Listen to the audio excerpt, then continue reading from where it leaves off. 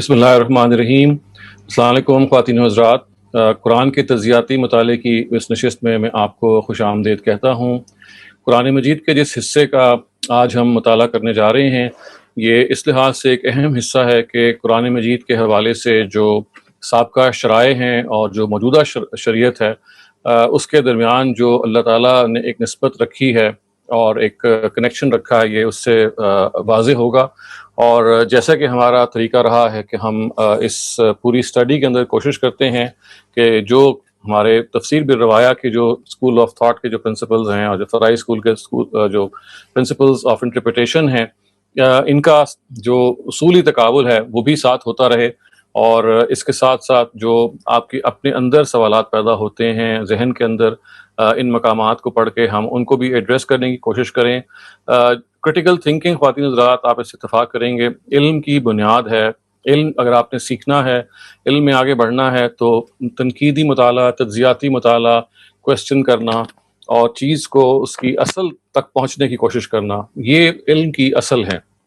اور یہ صرف قرآن کے مطالعے ہی میں نہیں، بلکہ ہر مطالعہ جو ہر فیلڈ میں آپ کریں گے، اس کے اندر یہ انالیٹیکل اسٹڈی ہے، یہ آپ کو بہت آگے لے جائے گی، آپ کے اندر جستجو کا جو مادہ ہے اس کی تشفی بھی کرے گی، اور آپ کے اندر یہ ایک اہم چیز جو پیدا ہوگی وہ یہ ہے کہ بغیر آرگیومنٹس کے، بغیر استدلال کے آپ کسی چیز کو ایکسیپٹ نہ کریں، کیونکہ ہمارا جو اصل امتحان ہے اللہ تعالیٰ کی طرف سے، وہ بنیادی طور پہ یہی ہے کہ ہم استدلال کی بنیاد پہ جس چیز کو صحیح سمجھتے ہیں، ہم اس کو کتنا فالو کرتے ہیں۔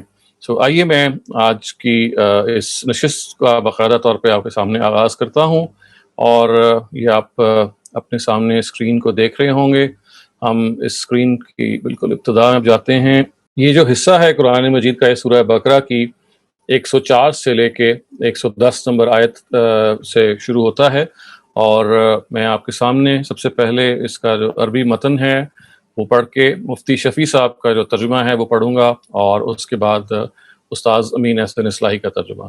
تو الفاظ یہ ہیں کہ یا ایھا الذین آمنوا لا تقولوا راعنا وقولوا انظرنا واسمعوا وللکافرین عذاب علیم ما يود الذين كفروا من أهل الكتاب ولا المشركين أن ينزل عليكم من خير من ربكم والله يختص برحمته من يشاء والله ذو الفضل العظيم ما ننسخ من آية أو ننسها نأتي بخير منها أو مثلها ألم تعلم أن الله على كل شيء قدير ألم تعلم أن الله له ملك السماوات والأرض وما لكم من دون الله من ولي ولا نصير۔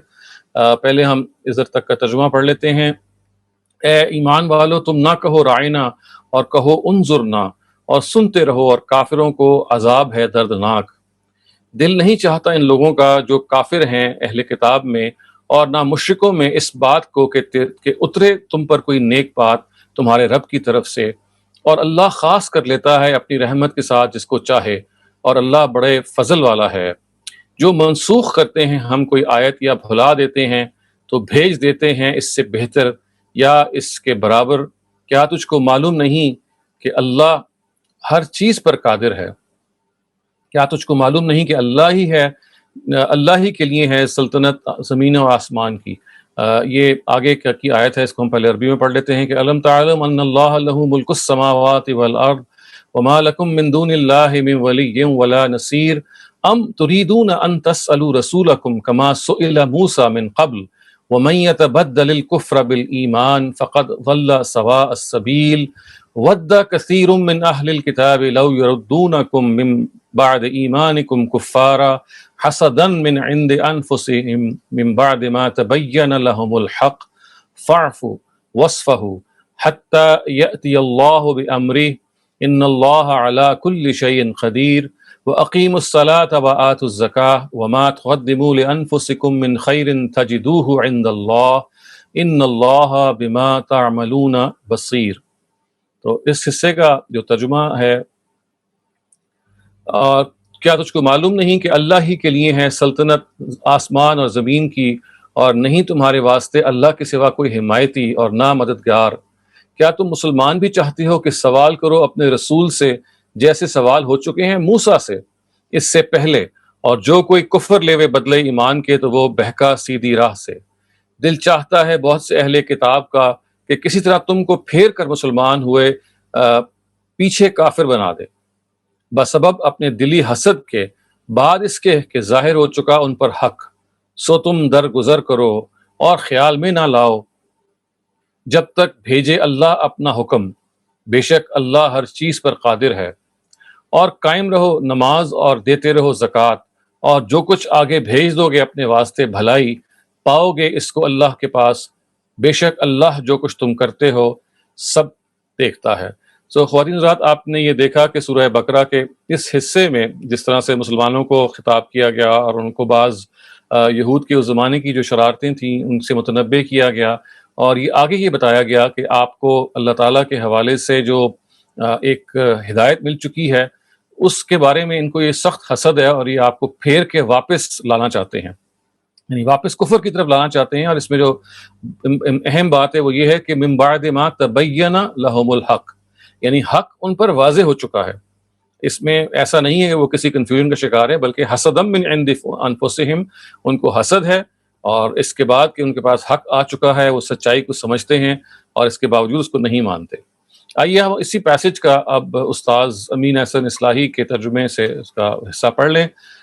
وہ فرماتے ہیں کہ اے ایمان والو، تم رائنا نہ کہا کرو، انظر نہ کہا کرو، اور اسے توجہ سے سنا کرو۔ یہ آپ کو معلوم ہے کہ رائنا کا جو ورڈ ہے وہ ایسے ہی جیسے ہم کہتے ہیں نا کہ ہماری رعایت کیجیے، تو یہ آگے سے وہ یہ کہا کرتے تھے کہ جی ہم نے آپ کی بات نہیں سنی جی، تو آپ جیسے انگریزی میں کہتے ہیں نا کہ بیگ یور پارڈن، تو یہ بالکل اسی طرح کا لفظ ہے۔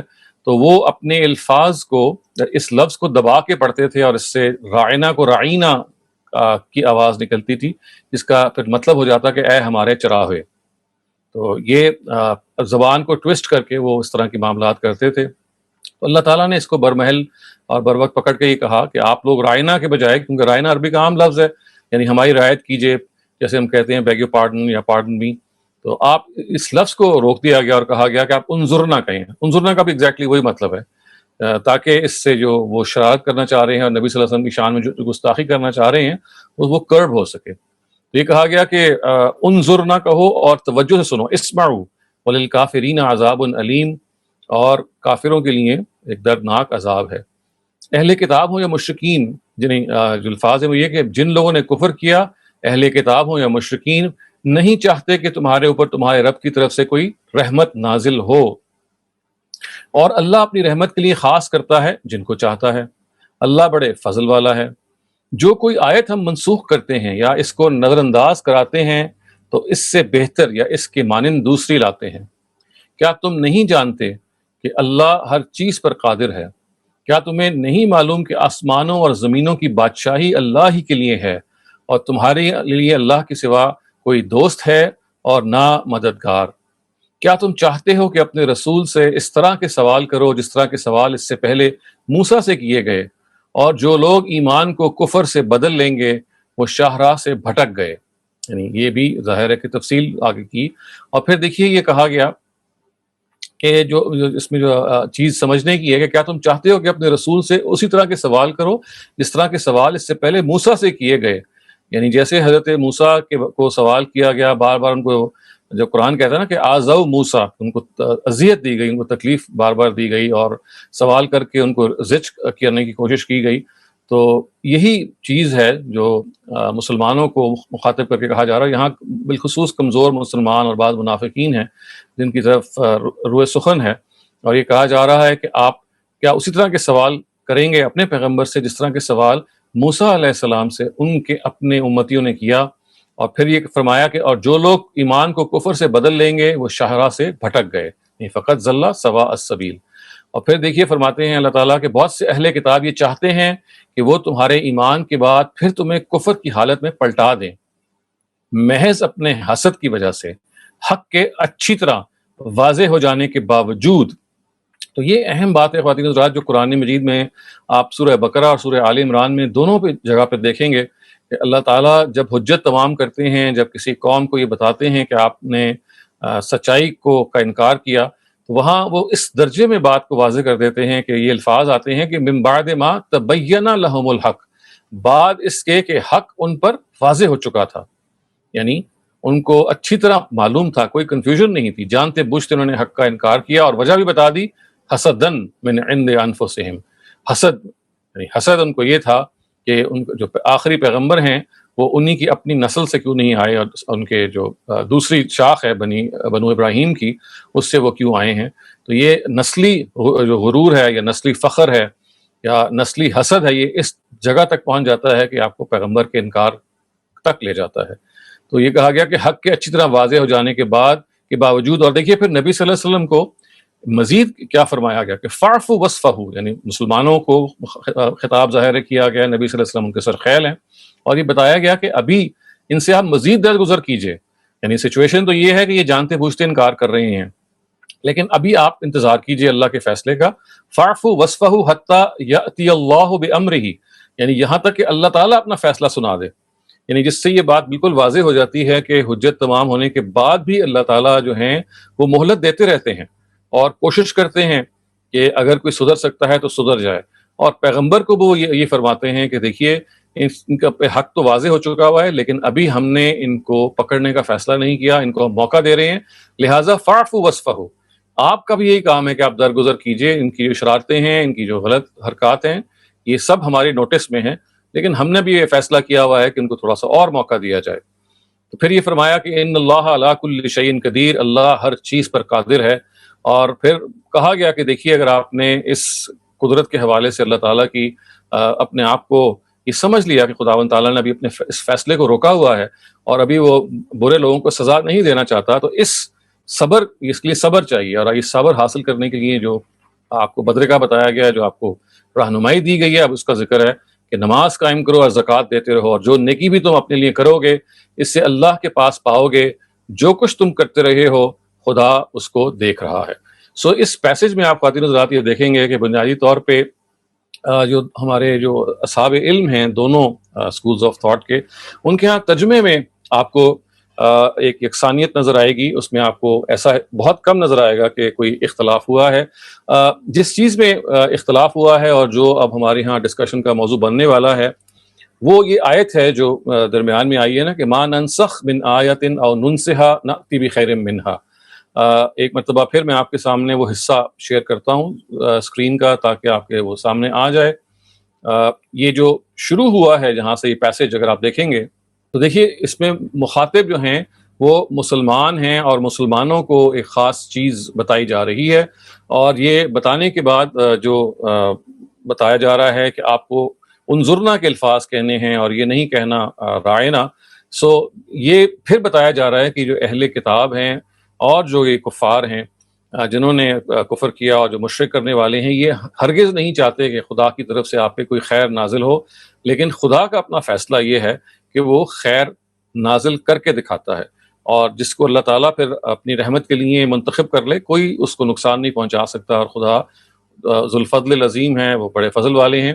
اب یہ دیکھیے آیت نمبر 106 میں یہ فرمایا کہ ما ننسخ من آیت او ننسها، یعنی اگر آپ ہمارے جو تفسیر بالروایا کے اسکالرز کو پڑھیں گے تو وہ اس فلو کو اس طرح سے بیان کریں گے کہ سب سے پہلے جو مسلمانوں کو خطاب کر کے ان کو ایک آداب کی بات کہی گئی، اور ساتھ ہی یہ بتایا گیا کہ یہ جو اہل کتاب ہیں اور جو مشرکین ہیں ان میں سے جنہوں نے کفر کیا ہے، یہ اپنی طرف سے ہمیشہ یہ چاہیں گے کہ یہ آپ کے بدخواہ ہیں، یعنی they are not your well wishers.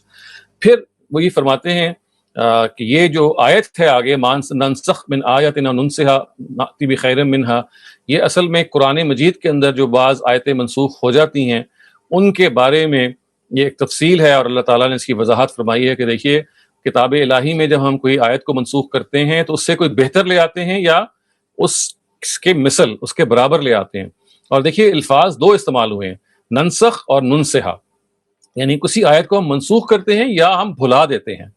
ننسخہ کا مطلب ہے جس کو ہم بھلا دیتے ہیں، تو منسوخ کرنا اور بھلا دینا، اس کو آپ ذہن میں رکھیے۔ اور اس کے بعد جیسے کہ وہ فلو آگے جا رہا ہے، وہ صاف یہ بتاتا ہے کہ اللہ تعالیٰ مسلمانوں کو جب خطاب کر کے فرماتے ہیں کہ یہ آیتیں ہم اگر کبھی منسوخ کر دیتے ہیں تو یہ علم تعلم ان اللہ لہ ملک السماوات والارض، اللہ تعالیٰ کی بادشاہی ہے، اللہ تعالیٰ یعنی کیا آپ جانتے نہیں ہیں کہ اللہ تعالیٰ ہی کی سلطنت میں یہ سب کچھ ہو رہا ہے؟ تو خداوند تعالیٰ اگر اپنی کسی آیت کو منسوخ کرتے ہیں تو وہ اس سے اچھی طرح واقف ہیں، یعنی قرآن مجید سے کوئی آیت اگر منسوخ کرتے ہیں تو ان کو اس کے بارے میں علم ہے کہ اگر یہ نسخ ہوا ہے یہ کیوں ہوا ہے اور اس کی وجہ کیا تھی. اور پھر ظاہر ہے کہ جیسے کہ آگے آیات چل رہی ہیں وہ میں آگے ہم اس کو ایکسپلین کریں گے، مگر آپ فی الحال اس کو یہاں تک دیکھیے. اور اس کے بعد ہم یہ دیکھتے ہیں کہ مفتی شفیع صاحب نے اس کو کس طرح سے ایکسپلین کیا ہے جب وہ اس کی شرح کرتے ہیں، ما ننسخ من آیات کی. سو ہم معارف القرآن میں یہ اس کا وہ حصہ پڑھ رہے ہیں جہاں پہ انہوں نے یہ بتایا ہے کہ دیکھیے یہ جو قرآن مجید میں نسخ ہوا ہے اس کی نوعیت کیا ہے اور اس کو ہم کس طرح سے سمجھ سکتے ہیں. تو اب یہاں سے میں یہ پڑھ رہا ہوں، یہ جو پیراگراف آپ کے سامنے کھلا ہوا ہے کہ امت میں یہ مسئلہ ہمیشہ اجماعی رہا ہے. یعنی کیا مسئلہ اجماعی رہا ہے؟ کہ قرآن مجید میں نسخ ہوا ہے. نہیں، اس سے ذرا پہلے سے جو ایک پیراگراف ہے اگر آپ اس کو بھی پڑھ لیں کہ قرآن و سنت میں نسخ کے وجود و وقوع کے متعلق صحابہ و تابعین کے اتنے آثار و اقوال موجود ہیں کہ جن کو نقل کرنا مشکل ہے. یعنی ان کو ہم یہاں سب کو سائٹ نہیں کر رہے، سب کو کوٹیشن ہم سب کو کوٹ نہیں کر رہے. وہ کہتے ہیں کہ تفسیر ابن جریر، ابن کثیر، در منصور وغیرہ میں اسانید قویہ صحیحہ کے ساتھ بہت سی روایات مذکور ہیں اور روایات ضعیفہ کا تو شمار ہی نہیں ہے. یعنی یہ بات کہ بعض آیتیں قرآن کی منسوخ ہوئی ہیں، ان کے بارے میں مفتی صاحب یہ فرما رہے ہیں کہ صحابہ اور تابعین کے بہت سارے آثار ہیں. اس کے بارے میں وہ یہ فرماتے ہیں کہ اس لیے امت میں یہ مسئلہ ہمیشہ اجماعی رہا ہے. صرف ابو مسلم اصفہانی اور چند معتزلہ نے وقوع نسخ کا انکار کیا ہے. یعنی they are the two exceptions. وہ کہتے ہیں کہ نسخ نہیں ہو سکتا اس لیے کہ اللہ تعالیٰ کی بات تبدیل نہیں ہو سکتی.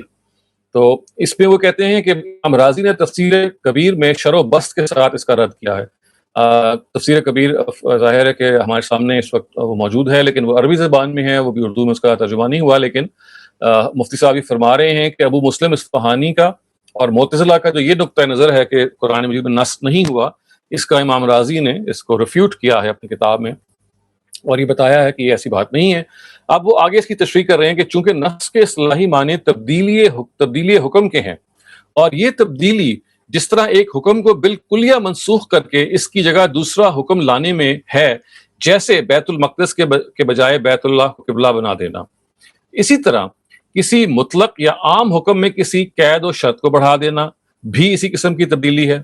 یعنی ایک چیز یہ ہے کہ آپ کسی چیز کو ٹوٹلی کینسل کر دیں، یعنی ایک چیز کو بالکل یا منسوخ کر دیں.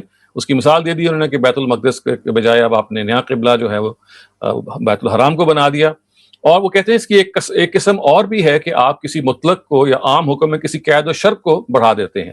یعنی کسی ایبسولوٹ، مطلق کا کیا مطلب ہے ایبسولوٹ، عام کا کیا مطلب ہے جنرل، اس کے اندر آپ کوئی کنڈیشن لگا دیں، کوئی ریسٹرکشن امپوز کر دیں تو یہ بھی اسی کی ایک قسم ہے. اسلاف امت نے نسخ کو اسی عام معنی میں استعمال کیا ہے جس میں کسی حکم کی پوری طرح تبدیلی بھی داخل ہے اور جزوی تبدیلی قید و شرط یا استثناء وغیرہ کی بھی شامل ہے. تو خواتین حضرات اس چیز کو آپ نوٹ کیجیے گا، آپ جب ہمارے اسلاف کی پرانی کتابیں پڑھیں گے، خاص طور سے قرآن کی تفسیر کی، تو یہ ایک بات پتہ کی بات ہے جو مفتی صاحب نے یہاں فرمائی ہے کہ جو نسخ کا جو ورڈ ہے it is not just use for complete abrogation. یہ ذہن میں رکھیے، it's not just use for complete یعنی آپ ٹوٹلی کینسل کر دیں، بلکہ اگر آپ کوئی ریسٹرکشن یا کوئی اسپیسیفیکیشن امپوز کرتے ہیں، کوئی جزوی تبدیلی بھی کرتے ہیں، اس کے لیے بھی ہمارے اسلاف جو ہیں وہ نسخ ہی کے ورڈ کو استعمال کرتے ہیں. حالانکہ ظاہر ہے وہ کلاسیکل نوعیت میں نسخ نہیں ہے. نسخ کا تو مطلب ہے نا ایک چیز ختم کر کے نہیں لائی جائے، لیکن اصطلاح میں وہ یہ کرتے ہیں کہ اگر اس حکم کے اندر کوئی پارشل تبدیلی بھی آ جائے گی تو اس کو بھی نسخ وہ کہیں گے. اسی وجہ سے متقدمین حضرات کے نزدیک قرآن میں آیات منسوخہ 500 تک شمار کی گئی ہیں. یعنی یہ بات ہے بالکل صحیح انہوں نے فرمائی ہے کہ ہمارے ہاں جو متقدمین ہیں مفسرین وہ یہ کہتے ہیں کہ قرآن کی 500 کے قریب آیات منسوخ ہیں. اور جب وہ یہ کہہ رہے ہوتے ہیں تو اس کا کیا مطلب ہوتا ہے؟ یہ نہیں کہ سب کے سب کینسل ہو گئی ہیں یا they have been abrogated in any way, but یعنی وہ کہنا یہ چاہ رہے ہیں کہ ان میں سے وہ بھی ہیں کہ جو ٹوٹلی منسوخ ہو گئی ہیں اور وہ بھی ہیں کہ جو پارشلی ان کے اندر کوئی ریسٹرکشن ہو گئی ہے اور اس میں اب کوئی تخصیص پیدا کر دی ہے. تو یہ جو ہم استثناء یا قید و شرط کا لگانا ہوتا ہے اس کے لیے جو کلاسیکل ورڈ کیا ہے؟ تخصیص، کوئی اسپیسیفیکیشن پیدا کرنا. تو تخصیص بھی ان کے ہاں نسخ ہے. یہ ہے جو آپ کو بات اپنے ذہن میں رکھنی ہے. اب دیکھیے وہ فرماتے ہیں کہ حضرات متاخرین نے صرف اس تبدیلی کا نام نسخ رکھا ہے جس کی پہلے حکم کے ساتھ کسی طرح تطبیق نہ ہو سکے. ظاہر ہے کہ اس اصطلاح کے مطابق آیات منسوخہ کی تعداد بہت گھٹ جائے گی. ٹھیک ہے نا؟ وہ کہتے ہیں اسلاف کے ہاں تو تخصیص بھی نسخ ہے، لیکن جو متاخرین ہیں، متاخرین کا کیا مطلب ہے؟ جو لیٹر اسکالرز ہیں، اسلاف تو آپ کے پرانے اسکالرز ہیں نا، تو متاخرین کا مطلب ہے دور حاضر کے یا قریبی دور کے، انہوں نے اس اصطلاح میں تبدیلی کر لی ہے. ان کے نزدیک نسخ جو ہے وہ ٹوٹل کینسلیشن ہی کے لیے بولا جاتا ہے، یعنی کوئی چیز بالکل ختم ہو جائے. تو جیسے ہی آپ اس ڈیفینیشن کو تبدیل کریں گے تو آبویسلی منسوخ آیات کی تعداد بہت کم ہو جائے گی، کیونکہ وہ جو 500 کی جو تعداد بنی ہے وہ بنی ہی بنیادی طور پہ اس وجہ سے ہے کہ جو تخصیص ہو رہی ہے، یعنی جو پارشل کینسلیشن ہو رہی ہے اور جو ٹوٹل کینسلیشن ہو رہی ہے، ان دونوں کو انہوں نے شمار کیا ہے. یہ ہے متقدمین. متقدمین کا کیا مطلب ہے؟ جو ہمارے پرانے اسکالرز ہیں، ان کو اسلاف کہتے ہیں. متاخرین جو ورڈ ہے، دس از یوز فار کنٹمپرری اسکالرز یا آف امیجیٹ پاسٹ، وہ اس کے اندر یہ تبدیلی کرتے ہیں. اس کا لازمی اثر یہ تھا کہ متقدمین نے تقریباً 500 آیات قرآنی میں نص ثابت کیا تھا، جس میں معمولی سی تبدیلی، قید و شرط یا استثناء وغیرہ کو بھی شامل کیا تھا. اور حضرات متاخرین میں علامہ سیوطی نے صرف 20 آیتوں کو منسوخ قرار دیا. تو یہ جو متاخرین ہے، یہ سیوطی بھی 911 ہجری میں ان کا انتقال ہوا، آج سے تقریباً 500 سال پہلے. تو آپ اس سے اندازہ لگا سکتے ہیں کہ جب وہ ورڈ متاخرین بولتے ہیں تو یہ پچھلے 400-500 سال کے جو علماء ہیں ان پر یہ شامل ہوتا ہے. اس وجہ سے متاخرین جو ہیں وہ بالکل قدیم اسکالرز ہیں، جو فرسٹ 3 سینچریز یا 4 سینچریز کے لوگ ہیں. یہ سیوطی جو ہیں یہ متاخرین ہیں. ان کے ہاں صرف انہی آیتوں کو منسوخ قرار دیا جاتا ہے جو کمپلیٹلی ایبروگیٹ ہو جائیں. اسی وجہ سے وہ کہتے ہیں کہ سیوطی کے ہاں صرف 20 ہیں. اور شاہ ولی اللہ نے ان میں بھی تطبیق کی صورت پیدا کر دی ہے، اور انہوں نے یہ فرمایا ہے کہ صرف 5 آیتیں ہی منسوخ ہوئی ہیں. تطبیق کیسے پیدا کر دی ہے کہ جن کو آپ سمجھ رہے تھے کہ بھئی اصل میں تو یہ منسوخ ہو گئی ہیں، یعنی ان کے اندر کینسلیشن ایکچولی ہے جو ہو گئی بھی ہے، کوئی پارشل طور پہ جن کو آپ نے سمجھا کہ آپس میں ان کی تطبیق ہو رہی ہے، ان کو شاہ ولی اللہ نے بتایا کہ نہیں، ایکچولی تو وہ ان کے ہاں نص ہوا ہے تخصیص کی نوعیت ہے، یعنی اس کو اسپیسیفائی کیا گیا ہے. جو آیتیں بالکل ہی ختم کر دی گئی ہیں اور اس کے لیے نیا حکم آ گیا ہے، شاہ صاحب یہ کہتے ہیں کہ وہ 5 ہیں. سیوطی نے ان کو 20 کیا، لیکن ان 15 کے بارے میں شاہ صاحب نے مزید بتایا کہ دیکھیے ان 15 کی ہم تطبیق کر سکتے ہیں، اور یہ 15 کی 15 جو ہیں یہ تخصیص کی نوعیت کی چیز ہے، اور تخصیص جو ہے وہ نص نہیں ہوتا. اچھا، جن میں کوئی تطبیق بغیر تعویل بعید کے نہیں ہو سکتی، یہ امر اس لحاظ سے مستحسن ہے کہ احکام میں صرف بقائے حکم ہے، نص خلاف اصل ہے. اس لیے جہاں آیت کے معمول بہا ہونے کی کوئی توجہ ہو سکتی ہے، اس میں بلا ضرورت نسخ ماننا درست نہیں ہے. یہ ہے جو اس بات کو وہ فرما رہے ہیں کہ کوئی تطبیق جس یہاں پہ نہیں ہو سکتی اور آپ کو بہت دور کی کوڑی لانی پڑے گی، تو وہیں ہم اس کو منسوخ مانیں گے. وہاں ہم یہ نہیں کہہ سکتے کہ یہ تخصیص ہوئی ہے، اس لیے کہ احکام میں اصل بقائے حکم ہے. یہ ایک خاص ان کی اصطلاح ہے کہ اصل جو چیز ہے حکم کا انٹیکٹ رہنا ہے، اور نص خلاف اصل ہے. یعنی اصل تو چیز ہے وہ تو خدا نے حکم بھیجا ہے، اور آپ اس کو جو اصل جو چیز ہے کہ آپ اس کو کہیں کہ کینسل ہو گیا ہے، تو this is against what God had actually intended. اس لیے جہاں آیت کے معمول بہا ہونے کی کوئی توجہ ہو سکتی ہے، اس میں بلا ضرورت نص نہیں مانا جائے گا. کہ جہاں پہ آپ یہ بتا سکتے ہیں کہ دیکھیے یہ آیت جو ہے وہ تو کسی نہ کسی پہلو سے تخصیص ہو رہی ہے، اس کے اندر ایک اسپیسیفکیشن موجود ہے، تو ہم اس کا مطلب کیا ہے اس کو ہم انٹرپریٹ کر رہے ہیں. اب ہم یہ نہیں کہیں گے کہ اس میں نسخ ہو گیا ہے. اچھا، اب آگے بڑھیے. لیکن اس تقلیل کا یہ منشا ہرگز نہیں ہے کہ مسئلہ نسخ اسلام یا قرآن پر کوئی عیب تھا جس کے ازالے کی کوشش 1400 برس تک چلتی آ رہی ہے، اور آخری انکشاف شاہ ولی اللہ کو ہوا. اب ظاہر ہے ان کو یہ دفاع بھی تو کرنا ہے نا کہ بھئی ہمارے سارے اسلاف تو یہ کام کر رہے ہیں کہ 500 آیات کو منسوخ کر رہے ہیں.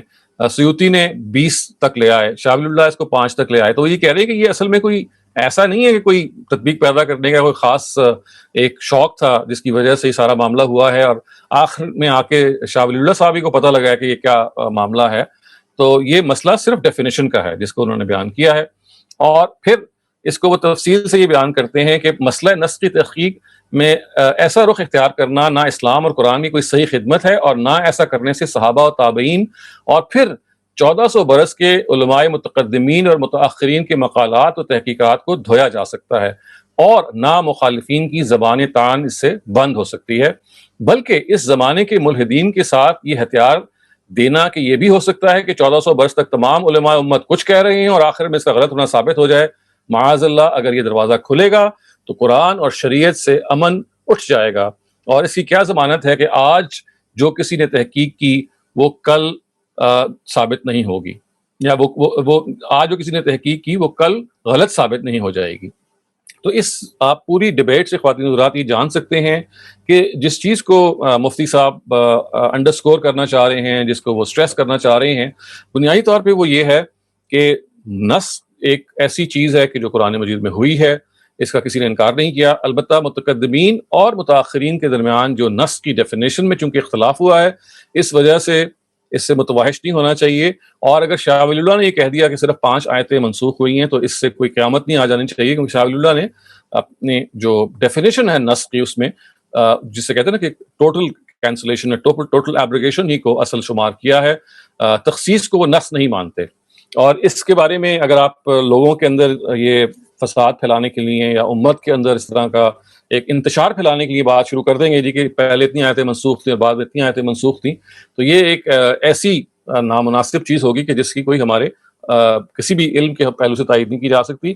اگر آپ کو اس باریکی کا پتہ ہو کہ یہ نسخ اور منسوخ کے حوالے، ناسخ و منسوخ کے حوالے سے ہمارے ہاں جو آراء ہیں وہ کیا رہی ہیں، تو یہ آپ یوں جان لیجئے کہ اس امپورٹنٹ موضوع پہ ہمارے جو اسلاف ہیں وہ کیا بیان کرتے ہیں. اس وقت میں اس کی تفصیل نہیں کرنا چاہ رہا کہ ان کے ہاں جو نسخ یا جو منسوخ شدہ آیات ہیں ان کے بارے میں جو اور تفصیلات ہیں، کہ مثال کے طور پہ قرآن کی آیات کو کون منسوخ کر سکتا ہے. یعنی یہ مذہب اور یہ اپروچ ہے کہ قرآن مجید کی آیات کو کیا صرف قرآن ہی منسوخ کر سکتا ہے یا سنت بھی قرآن کو منسوخ کر سکتی ہے. اور سنت کے اندر پھر ظاہر ہے یہ بات بھی بیان کی جاتی ہے کہ وہ سنت متواترہ ہے کہ جو قرآن کو منسوخ کر سکتی ہے، یا کیا خبر واحد بھی ہے جو قرآن کو منسوخ کر سکتی ہے. تو یہ ایک اس وقت ہمارا موضوع نہیں ہے، لیکن یہ بہرحال بہت ایک مارکت الآراء بحث ہے جو اصول فقہ اور فقہ کے اندر ہمارے ہاں کی جاتی ہے کہ قرآن و سنت کے اس باہمی تعلق کے اندر جو ناسخ و منسوخ کا ریلیشن شپ ہے وہ کیا ہے. یہ میرے پاس، میں اس وقت ظاہر ہے میرا اس وقت یہ موضوع نہیں ہے، میرا اس وقت صرف موضوع یہ بتانا ہے کہ قرآن مجید کے اندر جب یہ آپ نے آیات پڑھی تو ان آیات کے اندر جب مسلمانوں کو ایڈریس کیا گیا اور ان سے کہا گیا کہ یہود جو ہیں وہ اس طرح سے قرآن مجید میں ایک خاص انداز سے اپنی بات کو کرتے ہیں تاکہ نبی صلی اللہ علیہ وسلم کی حد تک ہو، ان کی بے عزتی ہو، اور وہ یہ چاہتے ہیں کہ کسی طرح سے مسلمانوں پہ خیر نازل نہ ہو، اس کے ضمن میں اچانک یہ آیت آ جاتی ہے کہ ما ننسخ من آیت او ننسها نأتی بخیر منہا، کہ ہم جو بھی آیتیں منسوخ کرتے ہیں تو یا اس کے برابر لے آتے ہیں یا اس سے بہتر لے آتے ہیں. اور میں نے یہ بھی عرض کیا کہ نسخ کا جو ورڈ ہے یہ تنہا استعمال نہیں ہوا بلکہ ننسہا کا استعمال لفظ بھی استعمال ہوا، یعنی وہ جو ہم بھلا دیتے ہیں، یعنی انسا کا مطلب ہے بھلا دینا، اور وہ جو ہم منسوخ کر دیتے ہیں، یہ دونوں الفاظ استعمال ہوئے ہیں. تو ہمارے جو تفسیر روایہ کے جو اسکالرز ہیں وہ پھر آپ کی میں نے جیسے کہ عرض کیا کہ وہ یہ کہیں گے کہ دیکھیے ان 2 آیتوں کے بعد قرآن مجید نے ایک اثر نو ایک مقدمے کو لیا اور یہ بتایا کہ اگر کوئی آیت منسوخ ہوتی ہے تو اس کی نیچر کیا ہے. اب میں یہ چاہتا ہوں کہ جو ہمارے فرائی اسکالرز ہیں وہ ان آیات کو کیسے دیکھتے ہیں اور ان کی تفصیل وہ کیا کرتے ہیں آپ کے سامنے وہ بھی آ جائے. اس سے پہلے کہ میں اس کی تفصیل آپ کے سامنے بیان کروں، ایک چیز جو ظاہر ہے کہ قرآن مجید میں جس کو وہ ظاہر ہے کہ اپنی اپروچ کا ایک بنیادی منبع مانتے ہیں کہ ہم قرآن مجید کے اندر جو ایک نظم پایا جاتا ہے، اس کے اندر جو ایک بات جس طرح سے چل رہی ہے اور جو مخاطبین کے حوالے سے ایک کلام کیا جا رہا ہے اس کو سب سے پہلے متعین کیا جائے گا. تو استاد امین احسن اصلاحی اور ان کے جو استاذ ہیں محی الدین فراہی، ظاہر ہے وہ یہ ہم بات پہلے بھی اس کا تذکرہ کر چکے ہیں کہ وہ یہ کہتے ہیں کہ دیکھیے سورہ بقرہ جو ہے یہ بنیادی طور پہ نبی صلی اللہ علیہ وسلم کے زمانے کے جو یہود ہیں، ان کے زمانے کے جو جوز ہیں، ان پر اتمام حجت کر رہی ہے. یعنی اس میں ظاہر نصارہ بھی بعض دفعہ ضمنی طور پہ زیر بحث آتے ہیں، لیکن primarily they are the Jews of the times of the Prophet which are being communicated or who are being communicated کہ انہوں نے کیا کیا غلطیاں کی جس کی وجہ سے اب ان کو معزول کیا جا رہا ہے. تو یہ سلسلہ کلام اگر آپ سورہ بقرہ کا انالیسس کریں گے تو آپ کو نظر آئے گا کہ تقریباً نصف تک یہ اتمام حجت کا مضمون چل رہا ہے، اور اس کے بعد وہ آیت آتی ہے 140 کے لگ بھگ 286 آیتیں ہیں سورہ بقرہ کی. تو آپ سمجھیے تقریباً نصف کے جو جب سورہ بقرہ ہوتی ہے تو وہاں وہ الفاظ آتے ہیں وَكَذَلِكَ جَعَلْنَاكُمْ أُمَّةً وَسَطًا لِتَكُونُوا شُهَدَاءَ عَلَى النَّاسِ. اس میں ایک نئی امت یا بنی اسماعیل کے تقرر کی آیات آتی ہیں. اور اس سے پہلے جو سورہ بقرہ کا حصہ ہے اس کے اندر آپ یہ دیکھیں گے کہ یہود کی جو معزولی ہے اس میں ان کی جو فرد قرارداد جرم ان پہ عائد کی گئی ہے اس کی تفصیل بتائی گئی ہے. بتایا گیا ہے کہ انہوں نے کیا کیا جرائم کیے، یہ بتایا گیا ہے کہ کس طرح سے انہوں نے بچڑے کو معبود بعض دفعہ بنا لیا، یا گائے کی قربانی کے حوالے سے جو ایک خاص طرح کی انہوں نے حضرت موسیٰ کو اذیت دینے کی کوشش کی، یا اسی طرح سے نبی صلی اللہ علیہ وسلم کے آنے سے کے بارے میں جو ان کا رویہ رہا ان کے انکار کا. تو یہ وہ سارا حصہ ہے جو سورہ بقرہ کے آپ سمجھ لیجئے اول نصف جو ہے جو فرسٹ ہاف میں بیان ہوا ہے. یہ جو آیتیں ہم نے آج پڑھی ہیں 104 آنورڈز، یہ بھی اصل میں اسی حصے میں ہیں کہ جس میں بنیادی طور پہ جو جوز ہیں ان پر فرد قرارداد جرم ہے جو عائد کی جا رہی ہے، یعنی ان کی جو یوں سمجھ لیجئے کہ ان کی جو غلطیاں ہیں، ان کی جو کوتاہیاں ہیں وہ پوائنٹ آؤٹ کی جا رہی ہیں۔ اسی ضمن میں یہ بتایا گیا کہ دیکھیے کہ یہ، یعنی یہ جو آپ نے آیت کا آغاز یہاں سے کیا کہ یہ ایک شرارت کرتے ہیں جوز، وہ یہ کرتے ہیں کہ اپنی زبان کو توڑ مروڑ کے رائنا کو رائنا بول دیتے ہیں، اور رائنا کا مطلب تو بالکل وہی ہے کہ بھئی آپ ہماری رعایت کیجئے یا وی بیگ یور پارڈن، لیکن رائنا کا مطلب ہے اے ہمارے چراہوے۔ تو ایک شرارت تھی جو انہوں نے کی، اور اس شرارت کا تذکرہ کیا گیا اور یہ بتایا گیا کہ اس شرارت سے بچنے کے لیے یہ پیغمبر کی شان میں اس طرح کسی گستاخی کا ان کو دوبارہ موقع نہ ملے، آپ لفظ ہی تبدیل کر دیں، رائنا کے بجائے انظرنا کہیں۔ اس کے بعد پھر یہ بتایا گیا کہ دیکھیے ان میں سے جو اکثر لوگ ہیں وہ یہ چاہتے ہیں کہ آپ پر اللہ تعالیٰ کی طرف سے کوئی خیر نازل نہ ہو، اور آپ خداوند تعالیٰ کی طرف سے، یہاں پہ ظاہر خیر سے مراد کیا ہے کہ جو ان کی اپنی معزولی اور پھر نبی صلی اللہ علیہ وسلم یا بنی اسماعیل کی تقرر کا جو پہلو ہے وہ کسی طرح سے آپ کے ساتھ خاص نہ ہو جائے۔ اور پھر یہ اس کے فوراً بعد یہ آیت آتی ہے ما ننسخ من آیات او ننسها نأتی بخیر منها، ابھی میں اس کی تشریح کرتا ہوں جیسے کہ انہوں نے کی ہے، لیکن اس کے فوراً بعد جو حصہ ہے اس میں پھر وہی آیت ہے کہ دیکھیے کیا تم اپنے پیغمبر سے اسی طرح کے سوالات کرو گے جیسے کہ سوالات موسیٰ کی امت نے ان سے کیے، ان کو اذیت دینے کے لیے اور ان کو مختلف طریقے سے کارنر کرنے کی کوشش کی گئی۔ تو اگر آپ اس پہلو کو دیکھیں گے اور لفظ انسا پہ غور کریں گے، انسا کا جو ورڈ ہے نا بھلانا، یہ یہود کے لیے خاص طور سے بولا جاتا ہے، اور اس میں یہ ہوتا ہے کہ اللہ تعالیٰ جب کسی چیز کو بھلا دیتے ہیں یا کسی چیز کو اس طرح سے ختم کر دیتے ہیں تو قرآن مجید کا اگر آپ عرف سامنے رکھیں گے تو وہاں بنیادی طور پہ یہ ایک سزا کے طور پہ کہا جاتا ہے، یعنی آپ کہتے ہیں نا کہ فلاں چیز کو بھلا دیا گیا، تو یہ اس وجہ سے، جیسے آپ دیکھیں نا کہ لا تکونوا کالذین نسوا فانساہم، یعنی الفاظ جو آتے ہیں کہ یا ایھا الذین آمنوا اتقوا اللہ ولتنظر نفس ما قدمت لغد، یہ جو الفاظ ہیں جو سورہ حشر میں آخر میں آتے ہیں، تو وہاں ولا تکونوا کالذین نسوا اللہ فانساہم، یعنی جب آپ نے خدا کو بھلایا تو خدا نے آپ کو بھلا دیا۔ تو انسا کا جو ورڈ ہے وہ بنیادی طور پہ وہ اس مقصد کے لیے آتا ہے کہ ایک سزا کے طور پہ یا ایک ریٹریبیوشن کے طور پہ۔ تو جب قرآن مجید میں یہ الفاظ اللہ تعالیٰ نے یہ فرمایا کہ ہم ان آیات کو بھلا دیتے ہیں تو یہ کوئی معمولی چیز نہیں ہے، یعنی بھلانے کا مطلب یہ نہیں ہے کہ ہم کو ختم کر دیتے ہیں یا میموری سے زائل کر دیتے ہیں، it has a deeper significance. لیکن مور دین دیٹ، یہ جو پورے کا پورا جو حصہ ہے، چونکہ یہ یہود اس کو مخاطب کیے جا رہا ہے، ان کو بتایا جا رہا ہے کہ ان کے پرینکس کیا تھے۔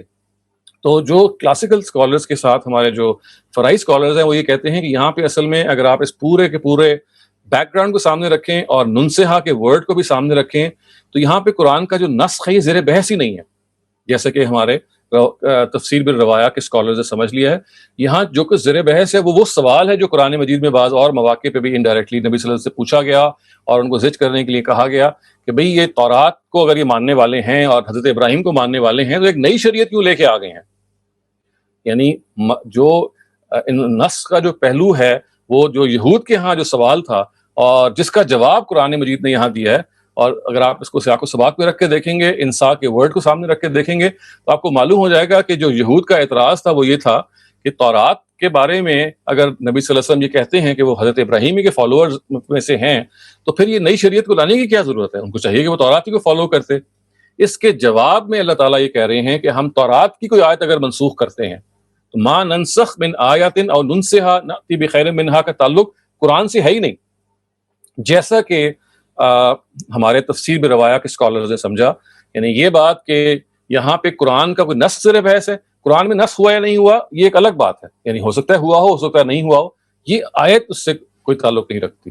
یعنی یہ آیت ہمارے کلاسیکل اسکالر نے سمجھا کہ قرآن کے نسخ سے متعلق ہے، اس کی انہوں نے تفصیل بیان کی جیسے کہ میں نے آپ کے سامنے وہ اقتباس پڑھا۔ تو جو ہمارے فرائی اسکالرس کی اپروچ ہے وہ یہ کہتے ہیں کہ یہاں جو زیر بحث نسخ ہے وہ قرآن کا نسخ بیان نہیں ہوا بلکہ وہ تورات سے قرآن کا نسخ بیان ہوا ہے، کیونکہ تورات تھی جو پہلے موجود تھی، تورات کے بارے میں ظاہر ہے یہ سوال تھا جو یہود اٹھاتے تھے۔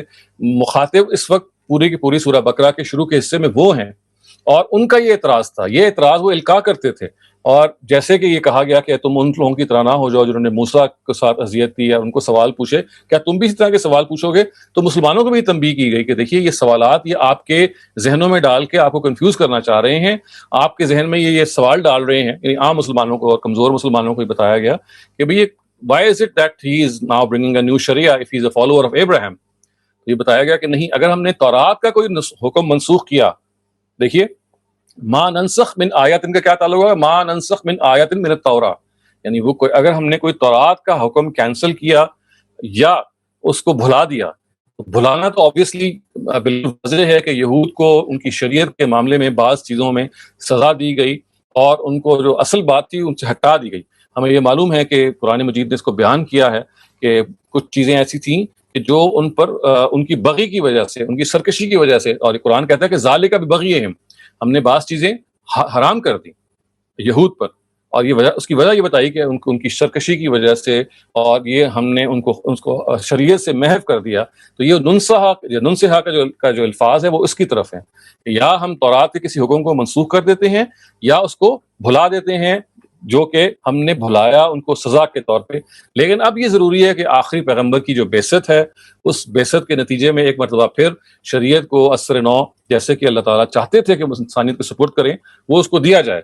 تو اب اللہ تعالیٰ ہی کہتے ہیں کہ ہم پھر یہ کرتے ہیں کہ ناتی بخیر منہا او مثلہا، یعنی یا تو ہم اس سے کوئی بہتر حکم لے آتے ہیں، یعنی وہ جو تدریج جو ظاہر زیر بحث ہے، جس کے اندر ہمیں یہ معلوم ہے کہ تورات میں اور قرآن کی شریعت کے اندر اگر کوئی تبدیلی پیدا ہوئی ہے تو وہ تمدن کی تبدیلی کے نتیجے میں اگر کسی حکم کے اندر تبدیلی جو ہے وہ متقاضی ہوئی ہے تو اس کو انہوں نے کر دیا، یا اس کی طرح کوئی حکم لے آتے ہیں یا اس سے کوئی بہتر حکم لے آتے ہیں۔ ہمیں یہ معلوم ہے کہ پچھلی شرائع کے اندر، خاص طور سے تورات کے اگر آپ دیکھیں گے تو مثال کے طور پہ آپ دیکھیے قربانی کی جو ایک عبادت ہے وہ بہت زیادہ ہے، اس لیے کہ تمدن نے اس زمانے میں قربانی کرنا بہت آسان تھا، ہر گھر میں ریوڑ تھے، ہر گھر کے اندر جانور تھے، اور باہر نکل کے قربانی کرنا ایسے ہی ہے کہ جیسے آپ باہر نکلے اور مسجد میں گئے اور نماز پڑھائے، اتنا عام تھا اور اتنا آسان تھا، اور خون بہانا اور اس طرح سے جانور کو ذبح کرنا it was like a house hold thing, وہ بچہ بھی کر لیتا تھا۔ لیکن تمدن کی تبدیلی نے جب یہ آہستہ آہستہ اس چیز کو اس طرف لے گیا تو تمدن کا پاسبل نہیں ہوا کہ اس طرح سے ریوڑوں کو رکھا جائے۔ تو اب یہ دیکھیے کہ آخری شریعت میں قربانی ہی کی عبادت کو دیکھیے جو تورات کے اندر کتنی زیادہ ہے، اور چھوٹے چھوٹے کفارے کے طور پہ اور چھوٹے چھوٹے معاملات کے طور پہ اور عبادات میں اگر آپ بنی لاوی کیا دیکھیں گے، جس طرح سے وہ ان کے اندر قربانی کی عبادت تھی اور وہ اس کو چاہتے تھے کہ ان کے یہاں عام لوگ بھی کریں، تو وہ ایک ایسی سگنیفیکنٹ تبدیلی تمدن نے پیدا کی کہ پھر آخری شریعت میں ظاہر ہے اس چیز کو ختم کر دیا گیا۔ تو اس چیز کی طرف اشارہ کرتے ہوئے کہا گیا کہ ہم بعض چیزوں کو جو منسوخ کرتے ہیں تورات کے حوالے سے، تو اس کی وجہ یہ ہوتی ہے کہ تمدن نے جو ایک تبدیلی پیدا کی ہے تو اس کے نتیجے میں ہم اسی کی مساوی کوئی چیز لے کے آئیں، او مثلہا یا او ناتی بخیر منہا، بہتر بھی لا سکتے ہیں، اس کے برابر بھی لا سکتے ہیں۔ یہ وہ تفصیل ہے جو میں نے آپ کو تھوڑی سی بتائی، جیسے کہ استاد زمین حسن اصلاحی نے اس کو بیان کیا کہ یہاں نسخ کا جو مسئلہ ہے، نسخ فی القرآن کا، وہ زیر بحث ہی نہیں ہے۔ آپ اگر سیاق و سباق میں دیکھیں گے تو یہاں پہ نسخ القرآن فی التورات، یعنی قرآن کا نسخ تورات، یعنی آپ بلکہ یوں کہہ سکتے ہیں کہ نسخ التوراۃ بالقرآن، تورات کا نسخ قرآن کے ذریعے سے، یہ ہے جو زیر بحث ہے۔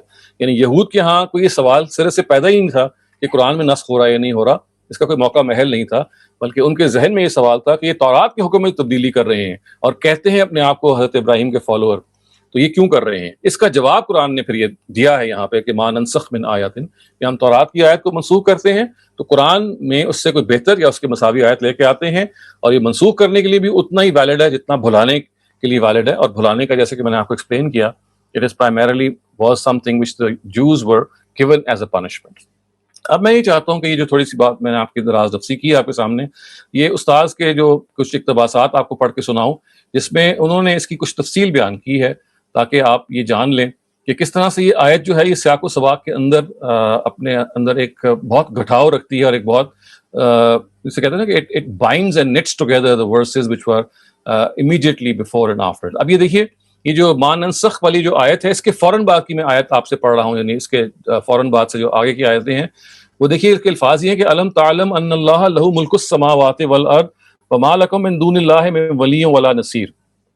دیکھیے استاذ ہی لکھتے ہیں کہ یہاں بھی مخاطب وہی ہیں جو اوپر والی آیت کے مخاطب ہیں، یعنی وہی جو منسوخ شدہ آیت کے ہم نے ابھی پڑھی ہے، جو تورات کے بارے میں اس طرح سے سوال اٹھاتے تھے. البتہ جواب میں اس ذہنیت کو ملحوظ رکھ کر چونکہ مذکورہ بالا سوال کے پس پردہ چھپی ہوئی تھی تھوڑی سی تفصیل کی گئی ہے. اب دیکھیے یہود نص کے سوال کو اٹھا کر سادہ لوگوں کے اندر جو وسوسہ اندازی کر رہے تھے اس کی اصل وجہ یہ تھی کہ وہ اس بات کو تاڑ گئے تھے کہ یہ تورات کے احکام کا منسوخ ہونا اور ان کی جگہ دوسرے احکام کا آنا محض تورات کے بعض احکام ہی کا منسوخ ہونا نہیں ہے، بلکہ اس کے اندر یہود کی منصب امامت سے معزولی اور اس کی جگہ ایک دوسری امت کے نصب و تقرر کا پیام بھی مضمر ہے. یعنی آپ دیکھیے کہ علم تعلم ان اللہ یہ کوئی سادہ آیت نہیں ہے. یعنی یہ بات کہ کیا تم نہیں جانتے کہ زمین و آسمان کی جو بادشاہی وہ اللہ کی طرف ہے. یہود یہ سمجھ گئے تھے کہ یہ تورات کا جو نص کی بات ہو رہی ہے بالآخر اصل میں اس نص پر منتج ہوگی کہ بنی اسرائیل کی جو امامت ہے وہ منسوخ ٹھہرے گی اور بنی اسماعیل کی اس کی جگہ پہ امامت کا معاملہ ہوگا. اور اس کو قرآن نے پھر بیان کیا ہے. یعنی قرآن نے اس پردے کو اٹھا کر ان کو یہ جواب دیا ہے کہ آسمان و زمین کی بادشاہی اللہ ہی کی ہے اور اسی کے اختیار میں ہے. وہ جس سے چاہتا ہے اس کو چھینتا ہے اور جس کو چاہتا ہے اس کو بخشتا ہے. اگر تم اس منصب کے لیے نااہل ثابت ہو چکے ہو، یہ بھی قرآن ظاہر ہے مخاطب کر رہا ہے یہودیوں کو، تو ہو چکے ہو جس پر اس نے تم پر سرفراز کیا تھا، اور اس کی حکمت کا تقاضا یہ ہے کہ تمہاری جگہ اس منصب پر کوئی اور سرفراز کیا جائے تو تمہارے غم و غصے کے الرغم یہ بات ہو کے رہے گی اور تمہارا کوئی حامی و مددگار خدا کے اس فیصلے تمہیں نہیں بچا سکتا. دیکھیں نا آیت کا جو آخری حصہ ہے وہ کیا ہے؟ وَمَا لَكُم مِّن دُونِ اللَّهِ مِن وَلِيٍّ وَلَا نَصِيرٍ. یعنی یہ جو آپ تورات کے منسوخ ہونے کو اس طرح سے ایک سوال کے طور پہ پیش کر رہے ہیں اور آپ نے بھانپ لیا ہے کہ اصل میں جو یہ نسخ ہو رہا ہے یہ شریعت میں صرف نہیں ہو رہا بلکہ امت کی معزولی کے حوالے سے بھی ہے. گویا کہ پچھلی امت کو ایک لحاظ سے اس کا نسخ ہو رہا ہے، ایک نئی امت ہے اس کا تقرر ہو رہا ہے. تو یہ سمجھ لو کہ خدا ہے یہ کر رہے ہیں. ان اللہ لہ ملک السماوات والارض، یہ زمین و آسمان کی جو بادشاہی ہے خدا کے پاس ہے. اگر خدا یہ کام کرنے والے ہیں اپنی حکمت کے مطابق تو وہ کرتے رہیں گے اور آپ کے پاس کوئی ان کے مقابلے میں مددگار نہیں ہوگا. اچھا اس کے بعد آپ دیکھیے کہ یہ فوراً بعد یہ آیت آتی ہے کہ ہم تريدون ان تسالوا رسولكم كما سئل موسى من قبل ومن يتبدل الكفر بالایمان فقد ضل سواء السبیل. یہ جو سوال کا جو پہلو ہے یہ میں نے آپ کے سامنے بھی جو عرض کیا کہ یہ بنیادی طور پہ اس پہلو سے تھا کہ جو سوال جیسے کہ کہا گیا کہ حضرت موسیٰ سے وہ سوال کیا کرتے تھے اور ان کو تنگ کرنے کی کوشش کرتے تھے. یہ کہا جا رہا ہے کہ یہ سوال اگر آپ نے بھی اس طرح سے کرنے شروع کر دیے تو پھر آپ کا بھی وہی حشر ہوگا. تو استاد بتانا یہ چاہ رہے ہیں کہ دیکھیے کس طرح سے قرآن مجید نے اس آیت کو ما ننسخ میں اشارہ تو نہیں کیا کہ یہاں تورات کا نسخ یعنی ایکسپلیسٹلی نہیں بیان کیا، لیکن پیش و عقب میں وہ دلائل پھیلا دیے ہیں اور پیش و عقب کی آیتیں اتنی واضح ہیں کہ یہاں مراد اصل میں اہل کتاب کا یہ اعتراض ہے کہ یہ تورات کی شریعت کو کیوں منسوخ کرنے کے لیے آئے ہیں اگر یہ حضرت ابراہیم کے پیروکار ہیں. اسی بات کو انہوں نے بار بار بیان کیا ہے اور اس طرح سے وہ یہ بتاتے ہیں کہ دیکھیے قرآن مجید کے حوالے سے جو آپ کا یہ اعتراض ہے یہ بالکل درست نہیں ہے. اس کی وجہ یہ ہے کہ قرآن مجید جو ہے وہ اپنے اندر ایک نئے پیغمبر کے حوالے سے جب وہ نازل ہوا تو اس نے تمدن کے تقاضوں کے لحاظ سے اب ایک نئی جو شریعت دینی تھی اس میں جو تبدیلی کرنی تھی وہ کی ہے اور اس کی بہت ساری مثالیں ہیں جو ظاہر ہے کہ ہمیں اس کی ملتی ہیں. میں یہ چاہتا ہوں کہ خواتین حضرات اس سے میں جو دوسرا حصہ ہے آیت 109 کا اس کو بھی آپ دیکھ لیں کیونکہ یہ اس میں جو سارا ان کا استدلال ہے وہ اسی سیاق و سباق سے ہے کہ کس طرح یہاں پہ مخاطب یہود ہیں اور کس طرح سے ان کو یہ بتایا جا رہا ہے کہ آپ کی طرف سے جو اس وقت یہ ایک پورا رویہ اختیار کیا گیا یہ اللہ تعالیٰ کو کتنا ناپسند ہے اور اس نص کی جو حقیقت ہے وہ اچھی طرح سے آپ جان لیں. اب دیکھیے وہ فرماتے ہیں کہ ودہ کثیر من اہل کتاب والی جو آیت ہے یہ چاہتے ہیں بہت سارے اہل کتاب کہ یہ آپ کو دوبارہ ایمان سے پھیر کے کفر کی طرف لے جائیں حسد کی وجہ سے اور اس کے بعد کہ حق ان پر واضح ہو گیا. دیکھیے وہ اس کی تشریح میں کیا لکھتے ہیں، وہ لکھتے ہیں کہ مزید تنبیہ ہے یہود کی یہ تمام سرگرمیاں صرف اس غرض سے ہیں کہ تمہیں ایمان سے ہٹا کر پھر کفر کی حالت میں پلٹا دیں.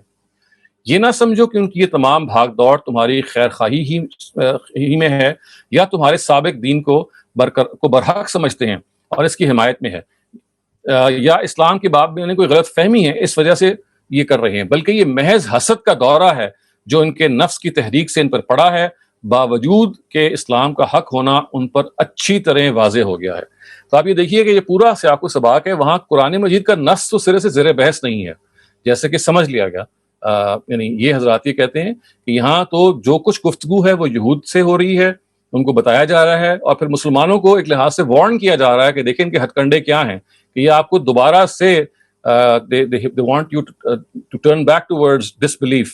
لیکن یہ نہیں ہے کہ یہ جو آپ کو یہ تبدیلی آپ کے اندر لانا چاہ رہے ہیں تو یہ اپنے آپ کو برحق سمجھتے ہیں، نہیں، ان کو پتہ ہے کہ یہ غلط ہے لیکن وہ حسد ہے، اور اس کے باوجود کہ یہ حسد ہے اور یہ اتنا بڑا قدم اٹھا رہے ہیں، نبی صلی اللہ علیہ وسلم کو فرمایا گیا کہ فاعفوا واصفحوا، ابھی آپ ان کو نظر انداز کریں، اور مسلمانوں سے بھی یہی کہا گیا کہ ابھی آپ ان کو نظر انداز کریں. اس طرح سے آپ یہ کہہ سکتے ہیں خواتین حضرات کہ جو ایک اہم پہلو ہے کہ یہاں جو چیز بنیادی طور پہ زیر بحث ہے ان پوری آیات کے اندر، وہ بنیادی طور پہ قرآن مجید کا نسخ زیر بحث نہیں ہے، اگرچہ کہ اس کے بارے میں استاذ امین احسن اصلاحی نے ایک پوری فصل لکھی ہے. آپ جب ان کی تفسیر پڑھیں گے تو he has written whole chapter right after this explanation کہ قرآن میں نسخ فی الواقع ہوا ہے. اور وہ جو نص جیسے مفتی شفیع نے بیان کیا جس کے اندر انہوں نے بتایا کہ دیکھیے روزے کی آیات کے پہلو سے یا صدقے کی آیات کے پہلو سے یا جہاد میں جہاں پہ 1:10 کے پہلو سے کہا گیا، یہ ساری وہ ہیں کہ جن کو آپ نص یا ناسخ و منسوخ تعبیر کر سکتے ہیں. اور استاد امین احسن اصلاحی نے جیسے میں نے کہا ایک پورا چیپٹر آگے جا کے لکھا ہے جس میں بتایا کہ وہ بھی مانتے ہیں کہ قرآن میں نسخ ہوا ہے لیکن اس آیت میں وہ زیر بحث نہیں ہے. لیکن ہمارے ہاں جو تفسیر بروایا کے اسکالرز ہیں وہ نسخ کا جو ماخذ ہے، یعنی وہی کہتے ہیں کہ قرآن speaks of its own abrogation in this verse، تو وہ یہ کہتے ہیں کہ نہیں اس آیت سے اس کا کوئی تعلق نہیں، یہ آیت اصل میں قرآن اور تورات کے درمیان جو شریعت کا نسخ ہوا ہے یا انسا ہوا ہے، بھلانا ہوا ہے، یہ اس کو اس کے بارے میں زیر بحث ہے. اور وجہ اس کی یہ ہے جو پورا سیاق و سباق ہے، جو پورا در و بست ہے آیات کا، اور انسا کا جو ورڈ ہے جو خاص طور سے قرآن مجید میں آتا ہے اس مفہوم میں کہ جب کسی قوم کو سزا دی جاتی ہے تو اللہ تعالیٰ پھر اس کو چیزیں بھلا دیتے ہیں، گویا کہ اسے وہ محو کر دیتے ہیں. تو اب آخری پیغمبر کے آنے کے بعد پھر ظاہر ہے ان کو ایک مرتبہ پھر they have to be brought back in order. تو یہ ہے جو یہاں پہ اس آیت کا مطلب ہے. جیسے میں نے عرض کیا کہ استاذ یہ کہتے ہیں کہ شریعت کے اندر یا قرآن کے اندر کا جو نسخ ہے اس کا وہ خود انکار نہیں کر رہے، اور اپنا اگر آپ ان کی تفصیل پڑھیں گے، چنانچہ اگر آپ میں سے جن لوگوں کے پاس وقت ہو وہ ضرور سورہ بقرہ کے اس حصے میں جہاں انہوں نے اپنا موقف نصف القرآن کا بیان کیا، یہاں تو ظاہر ہے نصف القرآن زیر بحث نہیں اس آیت میں، لیکن انہوں نے یہ بتایا ہے کہ میں نصف قرآن کا قائل ہوں، آپ پڑھ سکتے ہیں. اور ان کی بات سے آپ کو یہ لگے گا کہ وہ شاہ ولی اللہ کے نقطۂ نظر کے بہت قریب ہیں اس معاملے میں. اور جیسے شاہ صاحب جو ہیں وہ 5 آیات کو منسوخ مانتے ہیں، استاذ بھی 3 یا 4 آیتوں کو یا 5 ٹھیک تک آپ لے جا سکتے ہیں بات کو. تاہم وہ یہ کہتے ہیں کہ یہ وہ چیزیں جو فطری طور پہ ہمیں قرآن سے معلوم ہو جاتی ہے، یعنی ناسخ و منسوخ کے حوالے سے قرآن میں اس کا ذکر ہے، اور قرآن مجید میں جو ناسخ و منسوخ آیات موجود ہیں یہ ایک الگ سے حقیقت ہے، لیکن اس آیت کا اس سے کوئی تعلق نہیں ہے. یہ آیت نص قرآن سے متعلق بالکل نہیں ہے، یہ یہود کے اس اعتراض سے متعلق ہے جس کا میں نے ابھی تفصیل سے ذکر کیا، اور اس اعتراض کا پھر اللہ تعالیٰ نے جواب بھی دیا ہے. اور یہ اعتراض جس طرح سے آگے بڑھ رہا ہے اس سے آپ کو یہ اندازہ ہوگا کہ یہاں پہ جو ساری کی ساری مخاطبت ہے وہ جوز یعنی of the times of the prophet and Muslims in order to admonish them at times and in order to forewarn them کہ یہ اس طرح سے معاملہ آگے چل رہا ہے. تو ان کی جو پوری اپروچ ہے وہ سورہ بقرہ کی جو شروع کی آیات میں جو یہود پہ اتمام حجت ہوا ہے اس کو پس منظر میں رکھ کے اس آیت کو سمجھنا ہے. تو میں اپنی بات کو بھی یہاں ختم کرتا ہوں اور آپ کے جو سوالات ہیں میں ان کے لیے حاضر ہوں. بسم اللہ الرحمن الرحیم. بہت شکریہ استاذ محترم اور خواتین و حضرات، السلام علیکم. ہمارا 22واں سیشن ہے اور استاد محترم خدا آپ کو صحت دے تاکہ ہم اس علم ارتقاء کے راستے پہ جاری رہیں. ہم سوالات جو آپ شروع کریں گے مناسب یہ ہوگا کہ ہم ایک سوال رکھیں، تمہید چھوٹی رکھیں اور ریلیونٹ سوال پہلے کر لیں تاکہ ہم اس پہ زیادہ سے زیادہ بات سمجھ سکیں. پہلا سوال ہے احمد شعیب کا. احمد شعیب صاحب پلیز اپنا سوال کیجیے. السلام علیکم سر. میرا سوال یہ ہے کہ وہ بیسکلی آپ نے بات کی تھی کہ پرانی شریعت کا نسخ ہو گیا تھا تمدن کی وجہ سے، تو جو آخری رسول کی شریعت ہے ان کے پاس کبھی کوئی جیلیں نہیں تھی، کوئی ایسے جو ہمارے ذرائع ہیں آج کل کے وہ نہیں موجود ہیں، تو ہم کوئی جیل کی سزا نہیں کر سکتے instead of let's say وپنگ four کوئی ایسی کوئی بھی سزا؟ جی آپ کا سوال کیا ہے؟ کہ جیسے پچھلی شریعتوں کا نسخ ہوا ہے، ہم اپنی شریعت کے بارے میں کوئی تمدن کا چینج ہونے کی وجہ سے کوئی لیٹ سے کوئی زنا کی سزا بھی وپنگ ہے ہم جیل میں رکھ سکتے ہیں، تو یہ کیوں نہیں ہو سکتا اگر شریعت تمدن کے ساتھ بدل کیا اللہ نے؟ تو اس میں تو کوئی مسئلہ نہیں ہے، اگر آپ کو سمجھتا ہے یہ کرنا تو ضرور کرے، تو شریعت کا مسئلہ نہیں ہے. یہ تو ایک ایسی چیز ہے کہ اگر کوئی آدمی واقعی یہ سمجھتا ہے کہ جیل کی جو سزا ہے وہ کسی کو دینی چاہیے تو دی جا سکتی ہے. اس پہ تو کوئی عقلی اعتراضات کوئی کر سکتا ہے، بتا سکتا ہے کہ دیکھیں جی آپ جیل کی سزا میں جب کسی شخص کو سزا دے رہے ہوتے ہیں، اس کے خاندان کو آپ سزا دے رہے ہوتے ہیں، اور یہ کوئی سود مند چیز نہیں ہے یا کوئی بہتر چیز نہیں ہے، تو یہ ایک اٹس بیسکلی ایک، اگر آپ کا اشارہ ہے استاد نے اس پہ تنقید کی ہے، تو this is just an argument against jail punishment on the basis of common sense. اس کا کوئی شریعت سے تعلق نہیں ہے. اگر کوئی حکومت لیجسلیٹ کرتی ہے کہ بھئی ہم اب جیل کی سزا دیں گے کسی وجہ سے، تو وہ کر سکتی ہے. اس کے خلاف زیادہ سے زیادہ تنقید کی جا سکتی ہے، لیکن اس کو کوئی خلاف شریعت تو نہیں ہم قرار دیں گے. ہم یہ کہیں گے کہ اس میں یہ ظلم پایا جاتا ہے یا یہ زیادتی پائی جاتی ہے.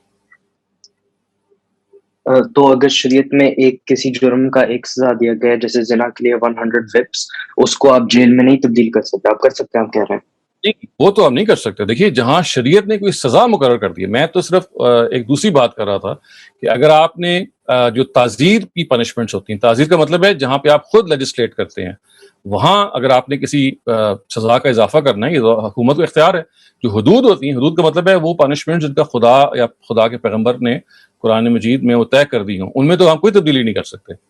تو دو طرح کی سزائیں ہوتی ہیں. ایک سزا ہے جو اللہ تعالیٰ نے مقرر کر دی ہے، ان کو ہم حدود کہتے ہیں، اور ایک وہ ہے جو اسلامک اسٹیٹ جو لیجسلیٹ کرتا ہے، اس کو ہم تعزیر کہتے ہیں. تو اگر لیجسلیشن کسی وجہ سے کرنی ہے کہ فلاں فلاں چیز کو ہم قابل دست اندازی پولیس قرار دے کے ہم اس میں سزا دیں گے، تو اس میں جیل پنشمنٹ بھی آ سکتی ہے، اس میں کوئی فائن بھی آپ ڈال سکتے ہیں، لیکن وہ تمام کی تمام تعزیرات ہوں گی، یعنی جس میں آپ کو خود لیجسلیٹ کر رہے ہیں. شریعت کی جو دی ہوئی سزائیں ہیں اس میں آپ تبدیلی نہیں کر سکتے. تو یہی میرا کوشچن ہے کہ کیوں نہیں کر سکتے اگر ہمیں پتہ ہے کہ شریعت تمدن کے ساتھ تبدیل ہوتا ہے. یہود کے وقت ایک تھا ہمارے، اس کی وجہ کہ یہ تبدیلی پیغمبری کے ذریعے سے کی جاتی ہے، یعنی اس کے تبدیلی کا جو لحاظ ہے وہ خداوند تعالیٰ کرتے ہیں on the basis of the books that he send. یعنی جب وہ آخری شریعت انہوں نے بھیجی تو یہ سوچ کے بھیجی ہے کہ اب اصل میں اگر کوئی تبدیلی ہونی ہے تو وہ کوئی ایسی تبدیلی نہیں ہوگی کہ جس کے اندر آپ کو کوئی حدود کے اندر تبدیلی کرنی ہے. وہ ہمیشہ سابقہ شرائع کے اندر ہوئی ہیں کہ جو چلتی چلی آ رہی ہیں. اور قرآن مجید کے اپنی ابدی ہونے کی یہ دلیل بھی ہے کہ اللہ تعالیٰ نے جب قرآن مجید کو نازل کیا اور اس کو ایک آخر تک کی ایک رہنمائی دی، تو اس کی وجہ یہی تھی، ورنہ پیغمبروں کا سلسلہ ختم نہ ہوتا، اس قرآن کے بعد بھی کوئی اور قرآن یا کوئی اور کتاب اترتی رہتی. تو یہ ایک جگہ پہ اس کو روک دیا گیا، یہ سوچ کے کہ اب تمدن جہاں پہ پہنچ چکا ہے، سیولائزیشن کا جہاں موڑ جہاں پہ ہے، اب there is not going to be any major change which would warrant some new sharia. Major change جسے کہتے ہیں نا، کہ جس کے نتیجے میں آپ ایک شریعت آپ کو بالکل نہیں ہو.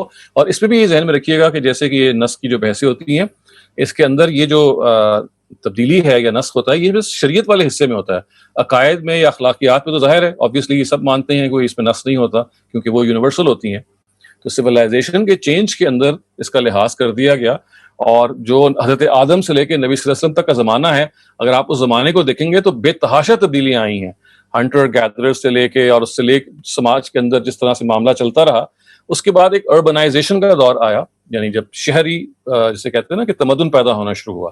تو جیسے ہی وہ پیدا ہونا شروع ہوا اور اتمام حجت کو عالمی سطح پر کمیونیکیٹ کرنا ممکن ہو گیا، تو یہ محسوس ہوتا ہے کہ اللہ تعالیٰ نے پھر اس چیز کو روک دیا اور he deemed it as something کہ اس کے بعد جو بھی شریعت کے اندر تبدیلی ہوگی وہ تعزیرات کے ذریعے سے آپ کے پاس گنجائش ہے کہ آپ وہ سزائیں کہ جو شریعت نے جہاں پہ خاموشی، وہ جرائم جہاں پہ شریعت یہاں خاموشی ہے، وہاں پہ آپ لیجسلیشن کر سکتے ہیں.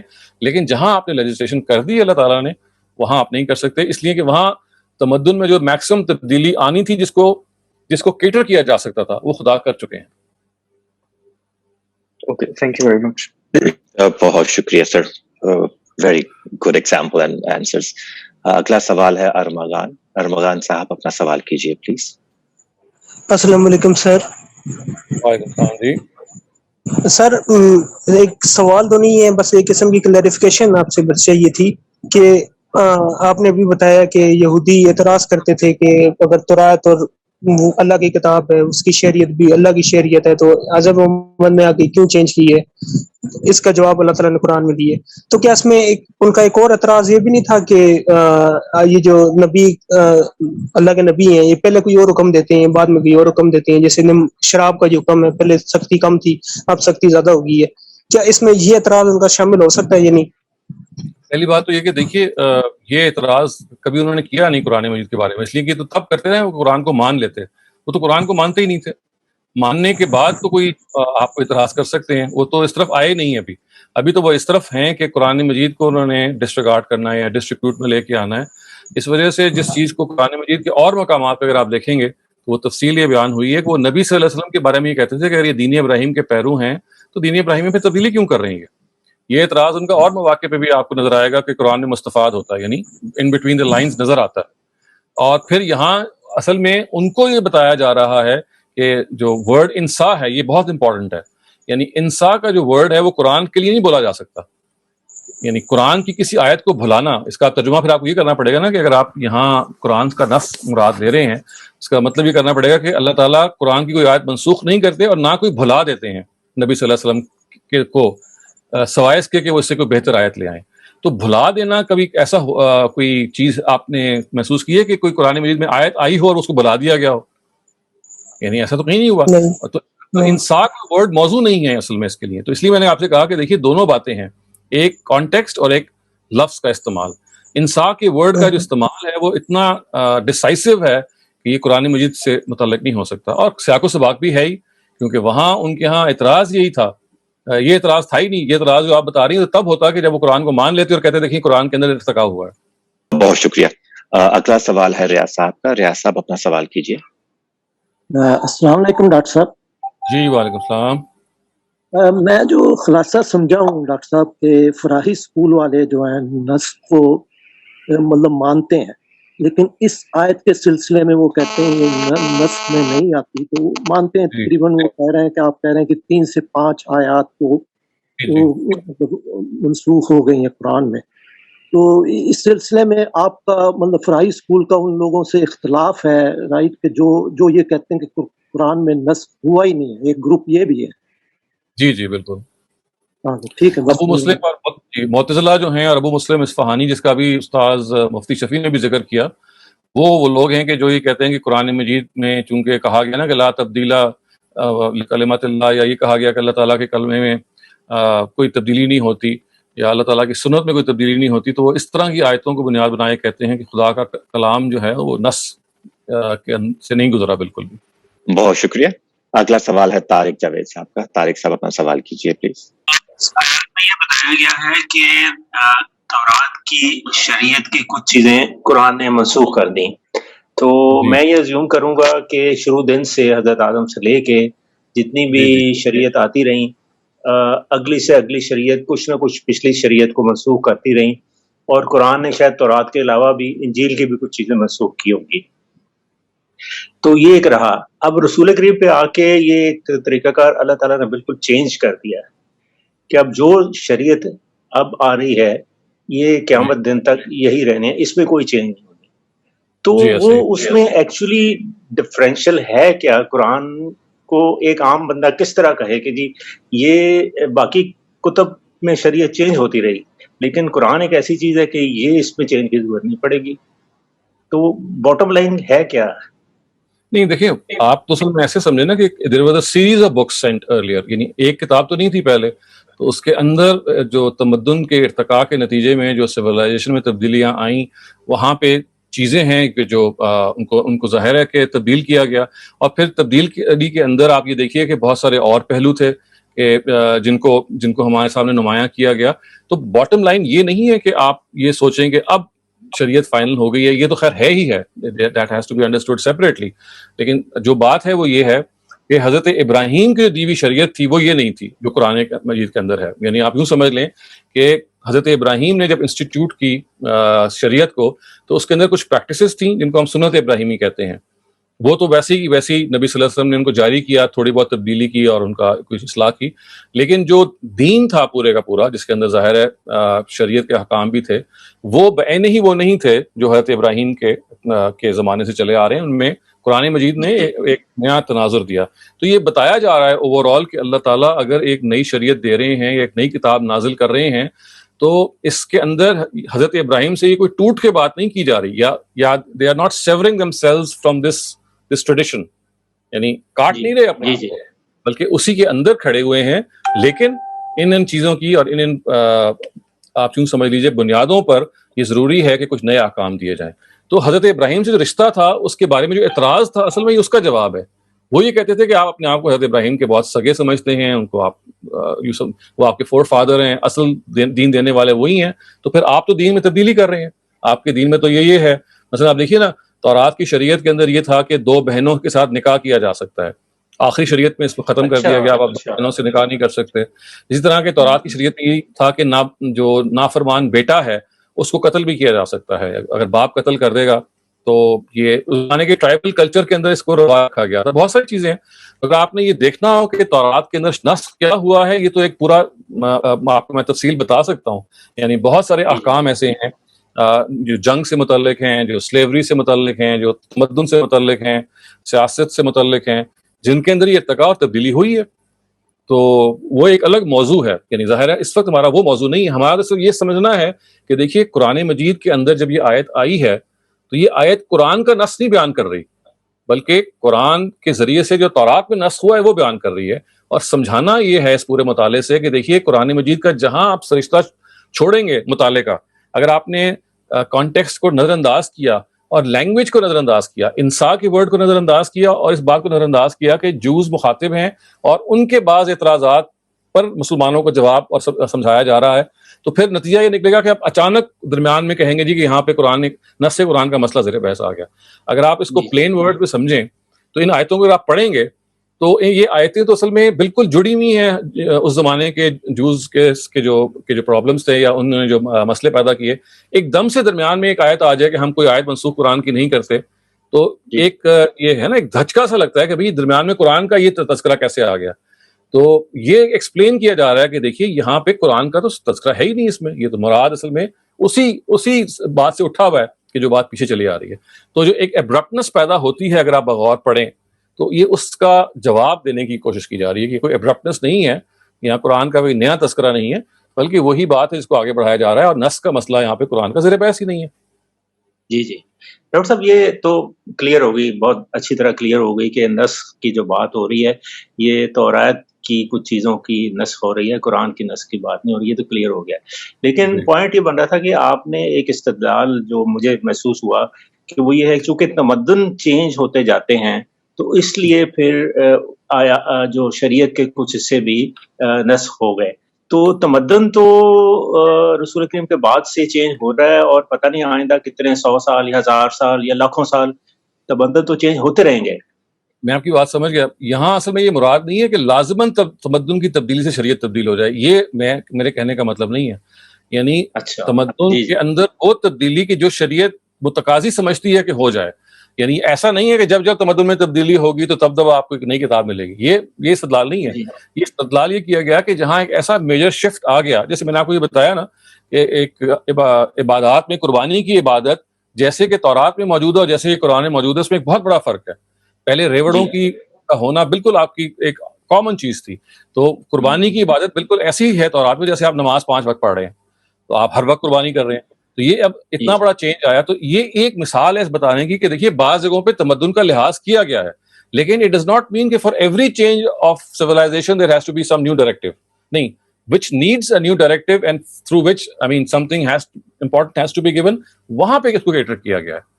تو اس کو آپ اس سے ملائیں کہ جب بھی تمدن تبدیل ہوگا تب فوراً کوئی نیا ڈائریکٹو آنا چاہیے. نہیں, جہاں تبدیل ہوگا اور جہاں اس ڈائریکٹو کی ضرورت پڑے گی کہ بھئی اس تمدن کی تبدیلی کا لحاظ کیا جائے, جہاں لحاظ نہیں کیا گیا وہاں پہ یہ محسوس کیا گیا کہ اس تبدیلی سے کوئی خاص فرق نہیں پڑتا, اس میں وہ پرانا حکم بھی ویسے ہی ویلڈ ہے. تو اس سے یہ بھی پھر بنتا ہے کہ چونکہ قرآن تو اب پرماننٹ چیز ہو گئی ہے, تو اس میں جو شریعت اللہ نے دینی تھی وہ دے دی اور سنت میں دے دی, تو اب یہ رہتی دنیا تک کے لیے تمدن کی چینج کے ساتھ اب یہ ہماری ڈیوٹی بن گئی, ہمارے علماء کی ڈیوٹی بن گئی یا ہمارے حکمرانوں کی ڈیوٹی بن گئی کہ وہ انہی گائیڈ لائنز, انہی پرنسپلز اور انہی گائیڈ لائنز کے اندر رہتے رہتے اس کو انٹرپریٹ کریں کہ اب اس کو کیسے اپلائی کرنا ہے, جس کو اسلامی نظام ہم کہتے ہیں نا, یہ اسلامی نظام ہے, تو وہ ہم بنائیں. پھر نہیں, جو ڈائریکٹرز کو سامنے رکھ کے آپ کو نظام تشکیل دینا ہے جو ہر دور میں سوسائٹی میں فرق ہو سکتا ہے, یہاں آپ یوں سمجھ لیجئے کہ وہ جو آپ بات کر رہے ہیں وہ کیٹر ہو جاتی ہے, چونکہ پرنسپلز دیے گئے ہیں, تو پرنسپلز کے نتیجے میں اگر کوئی سوسائٹی کے اندر ایوالو وہ ہوتے بھی ہیں تو ان سے پرنسپلز کے اندر آپ کے پاس اصول وہی ہے لیکن آپ سسٹم اور بنا سکتے ہیں. اس کی ایک مثال آپ سمجھ لیجئے کہ جیسے نبی صلی اللہ علیہ وسلم کے زمانے میں امرہم شورا بینہم کا ڈائریکٹو تو آ چکا ہوا تھا کہ آپ نے اکثریت کی رائے پہ فیصلہ کرنا ہے.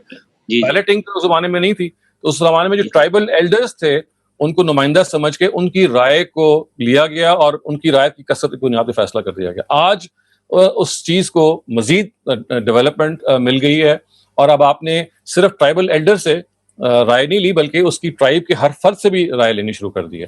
یہ آپ دیکھیے کہ تمدن کا ارتقا ہوا لیکن امرہم شورا بینہم کی آیت نے آپ کو پرنسپل دیا, اس پرنسپل کا اطلاق آپ نے اس تمدن کے ارتقاء کے نتیجے میں جو مختلف پاسبلٹیز تھیں وہ اپنے زمانے کی پاسبلٹی کے لحاظ سے کیا. تو آپ یوں سمجھ سکتے ہیں کہ جو بقیہ ارتقاء ہو رہا ہے اور قیامت تک ہوتا چلا جائے گا وہ چونکہ قرآن نے شریعت کو دیا ہی پرنسپلز کی شکل میں ہے, تو وہ پرنسپلز جو ہیں ان کو سامنے رکھ کے جو سسٹم بنے گا دیٹ کین آلویز ایوالو. تو وہ جو ایوالومنٹ ہے of the society that will be taken care of as a result of the fact that these are basically principles that have to be followed. جی جی. دوسری چیز آپ نے بتائی تھی کہ جو نسخ ہے, قرآن کا اپنا نسخ ہے, وہ شاہ ولی اللہ نے جو لے کے آئے کہ نیٹ کینسلیشنز جو ہیں جس کو کہنا چاہیے یا نیٹ منسوخ جو ہیں وہ 5 ہیں اور فراہی اسکول آف تھاٹ بھی 3 یا 4 یا 5 ہی مانتے ہیں.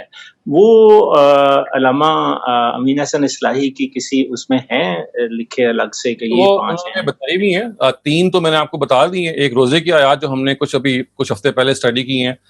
دوسری سورہ انفال میں جو جہاد میں جہاں پہ کہا گیا کہ 1:10 کی بنیاد پہ جہاد فرض ہو جائے گا, بعد میں کہا گیا کہ الآن خفف اللہ عنکم, اب ہم اس کو 1:2 کر رہے ہیں.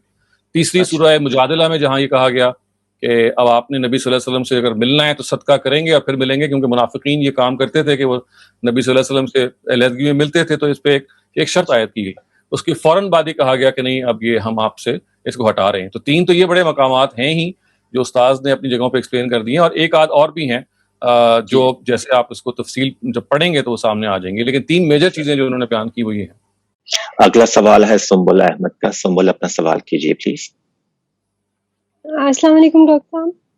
جی وعلیکم السلام. ڈاکٹر صاحب یہ جو آپ نے پہلے سارا بتایا ہے وہ تو بالکل سمجھ آ گیا ہے, وہ بالکل سیکوینس میں ہے اور بالکل اس کو یعنی یہ لگتا ہے, دل کو لگتی ہے کہ اگر ایک چیز کسوٹی ہے تو اس میں ہر چیز جو ہے وہ منسوخ نہیں ہو سکتی.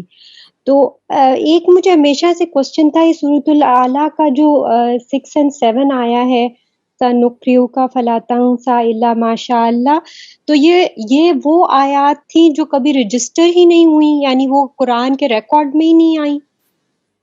نہیں, یہ تو اور چیز ہے. یہ تو یہ ہے کہ نبی صلی اللہ علیہ وسلم کو کوئی وقتی حکم دیا گیا اور اس وقتی حکم کو پھر ختم کر دیا گیا, اور خود قرآن مجید سے معلوم ہوتا ہے کہ اس کی ہمیں کوئی تفصیل نہیں بتائی گئی, یعنی ہمیں یعنی وہ کبھی ریکارڈ میں نہیں آیا. یعنی اللہ ماشاء اللہ کا مطلب ہے سوائے اس کے کہ اللہ چاہے. تو اب یہ بات کہ وہ کوئی ایسا تھا جس کا جو کوئی آیت نازل ہوئی جو ٹیمپرری تھی, اس کے امکان کی بات کی ہے اس سورہ نے. whether it actually happened or not, that we are not sure, that we cannot determine actually. Okay صحیح.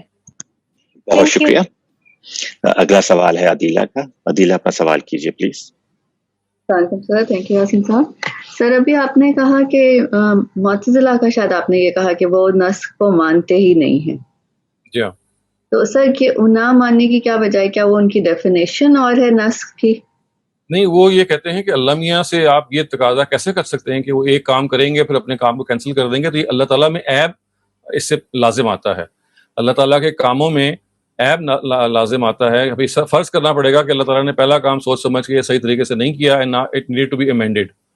تو وہ یہ کہتے ہیں کہ خدا کی بات اٹل ہوتی ہے, ایک ہی ہوتی ہے, اس میں تبدیلی نہیں ہوتی. اس میں اگر آپ نے تبدیلی کو فرض کیا تو اس میں پھر یہ خدا کی ذات کے حوالے سے کوشچن پیدا ہو جائے گا کہ why is it that God is not کیونکہ الفاظ قرآن کے یہ ہے نا کہ اللہ تعالیٰ کے کلمات تبدیل نہیں ہوتے. لا تبدیل لکلمات اللہ, اس طرح کی آیتیں موجود ہیں. ویسے تو جیسے لا تبدیل لخلق اللہ, بالکل ایسے ہی وہ ہے کہ بعض جگہوں پہ کہ اللہ تعالیٰ اپنے کلمات کو تبدیل نہیں کرتے. تو اس میں انہوں نے کہا کہ دیکھیں خود قرآن بھی یہی کہہ رہا ہے کہ اللہ تعالیٰ کی جو باتیں ہیں وہ تبدیل نہیں ہوتی. تو اگر خود قرآن بھی یہی کہہ رہا ہے اور اللہ تعالیٰ کا جو اپنا جو اسٹیچر ہے وہ بھی یہی ہے, تو ہم پھر کیسے مان لیں کہ قرآن مجید میں کوئی کینسلیشن ہوئی ہے؟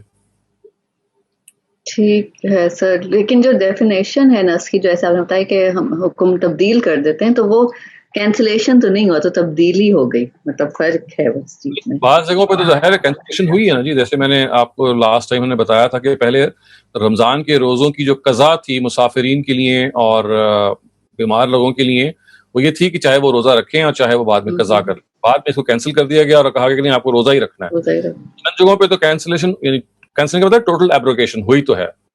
لیکن یہ جو اسکول آف تھاٹ ہے وہ یہ بتاتا ہے کہ یہ آبویس ہے، اس کے لیے قرآن کو کچھ بتانے کی ضرورت نہیں تھی. یہ تو ایسی ہے کہ جیسے قرآن نے ایک بات خود کہی اور اس کے بعد حالات کی جو تبدیلی ہے اس کے بعد اپنی بات کو ختم کر دیا، یا لوگوں کی تربیت کے بعد کہ جب وہ ہو گئی تو اس بات کو چینج کر دیا. تو وہ تو کلام کے اندر سے وہ کہتے ہیں کہ یہ چیز برآمد ہوگی، لیکن اس کے لیے کوئی پرنسپل اسٹیٹمنٹ کی ضرورت ہو کہ اللہ تعالیٰ یہ بتائیں کہ ہم آیتیں کیوں منسوخ کرتے ہیں، یہ وہ کہتے ہیں اس کی ضرورت نہیں ہے. منسوخ تو ہوا ہے قرآن مجید بعض جگہوں پہ، لیکن یہ آیت کو آپ بنیاد بنائیں کہ دیکھیے نص کی جو پوری ڈاکٹرین ہے، this is based on this Quranic verse. This is what they are actually rejecting. ٹھیک ہے سر، تھینک یو سو مچ. بہت شکریہ. اگلا سوال ہے سید فرحان صاحب کا. سید صاحب اپنا سوال کیجیے. جی السلام علیکم ڈاکٹر صاحب. وعلیکم السلام. ڈاکٹر صاحب میرا سوال بھی ہے شاید میں آپ سے یہ پوچھنا چاہ رہا ہوں کسی اور کے بارے میں. یہ سورہ فیل کی آیت نمبر 3 ہے، وَأَرْسَلَ عَلَيْهِمْ طَيْرًا أَبَابِيلَ. یہ میرے سامنے کوئی 3-4 تراجم موجود ہیں، سب نے اس کا ترجمہ جمع میں کیا ہے. اور جب ڈاکٹر اسرار صاحب تنقید کر رہے ہیں مولانا فرائی صاحب پر، تو وہ خود مانتے ہیں کہ اس میں یا تو مذکر واحد حاضر کی ضمیر ہے یا مؤنث واحد غائب کی ضمیر ہے. تو پھر ان کا استدلال کیا ہے کہ یہ جمع کی طرف لوٹائی کیسے جا سکتی ہے؟ اس کا تو میں نے جواب پورا دیا ہے، اگر آپ وہ والا حصہ پڑھ کر لیں جہاں پہ میں نے سورہ فیل کے بارے میں کسی موقع پہ، مجھے یاد نہیں ہے، کوئی اسی سیریز میں ہم نے تفصیل کی ہوئی ہے. تو وہ جمع کی جو ہے وہ ترمیہم سے آپ غالباً لے رہے ہیں، وہ کیونکہ ترمیہ کا جو ورڈ ہے وہ واحد، یعنی وہ مخاطب کے لیے بولا جا سکتا ہے اور جمع غائب کے لیے بولا جا سکتا ہے. ترمونہ کو جب آپ ملا کے پڑھیں گے تب بھی وہ ترمیہ ہی بن جائے گا، اور مخاطب کے لیے جب آپ اس کو پڑھیں گے تب بھی وہ ترمیہ بن جائے گا. تو ارسل علیہم سے اس کا تعلق نہیں ہے بلکہ ترمیہم سے اس کا تعلق ہے. تو آپ کائنڈلی وہ والا حصہ یا وہ لیکچر آپ کو یاسین صاحب بتا دیں گے جس میں یہ ہم نے پوری بحث کی ہے. میرا اصل میں یہ سوال یہ تھا کہ ڈاکٹر صاحب تو تنقید کر رہے ہیں مولانا فراہی صاحب پر، لیکن وہ یہ مانتے ہیں کہ یہ ترمیہ میں جمع کی ضمیر نہیں ہے بلکہ یہ واحد مؤنث غائب کے لیے ہو سکتا ہے یا واحد مذکر حاضر کے لیے ہو سکتا ہے. تو پھر وہ اس کی طرف جمع کی طرف لوٹاتے کیسے ہیں واحد کی ضمیر کو؟ اصل میں یہ مجھے نہیں معلوم. یہ تو ڈاکٹر اسرار صاحب اللہ تعالیٰ کو غریق رحمت کرے وہ ہوتے تو ہم ان سے پوچھتے. یہ تو وہ نیا کام نہیں کر رہے، یہ تو ہمارے مفسرین بھی پہلے کر چکے ہیں. اور یہ اس میں انہوں نے تو یہ وہ مانتے نہیں ہے نا کہ یہاں پہ اصل میں مراد ترمیہم سے قریش ہیں یا واحد یعنی مخاطب کی ضمیر نہیں مانتے اس کو، وہ جمع غائبی کی ضمیر مانتے ہیں اور اس کا جو فاعل ہے وہ پرندوں کو قرار دیتے ہیں. تو یہ بات کہ وہ اس کو ایک چیز کو مان کے کس طرح سے اس کو دوبارہ سے اس چیز کو لوٹا رہے ہیں جیسے آپ نے کہا ہے، اس کے لیے تو ان کی موجودگی ضروری ہے کہ ان سے ہم پوچھیں. اور سر جو دوسرے لوٹاتے ہیں وہ اس میں جمع کی ضمیر کیسے لاتے ہیں؟ نہیں وہ تو یہ ترمونہ بنے گی نا، وہ تو اس سے ترمیہم ہی بنے گا. یعنی جب آپ اضافت کے ساتھ بنائیں گے تو ترمیہم وہ لغت یا گرامر کے لحاظ سے تو بالکل ٹھیک ہے، اس میں تو کوئی غلطی نہیں ہے. یہاں پہ گرامیٹیکلی تو کوئی ہم اعتراض کر نہیں رہے.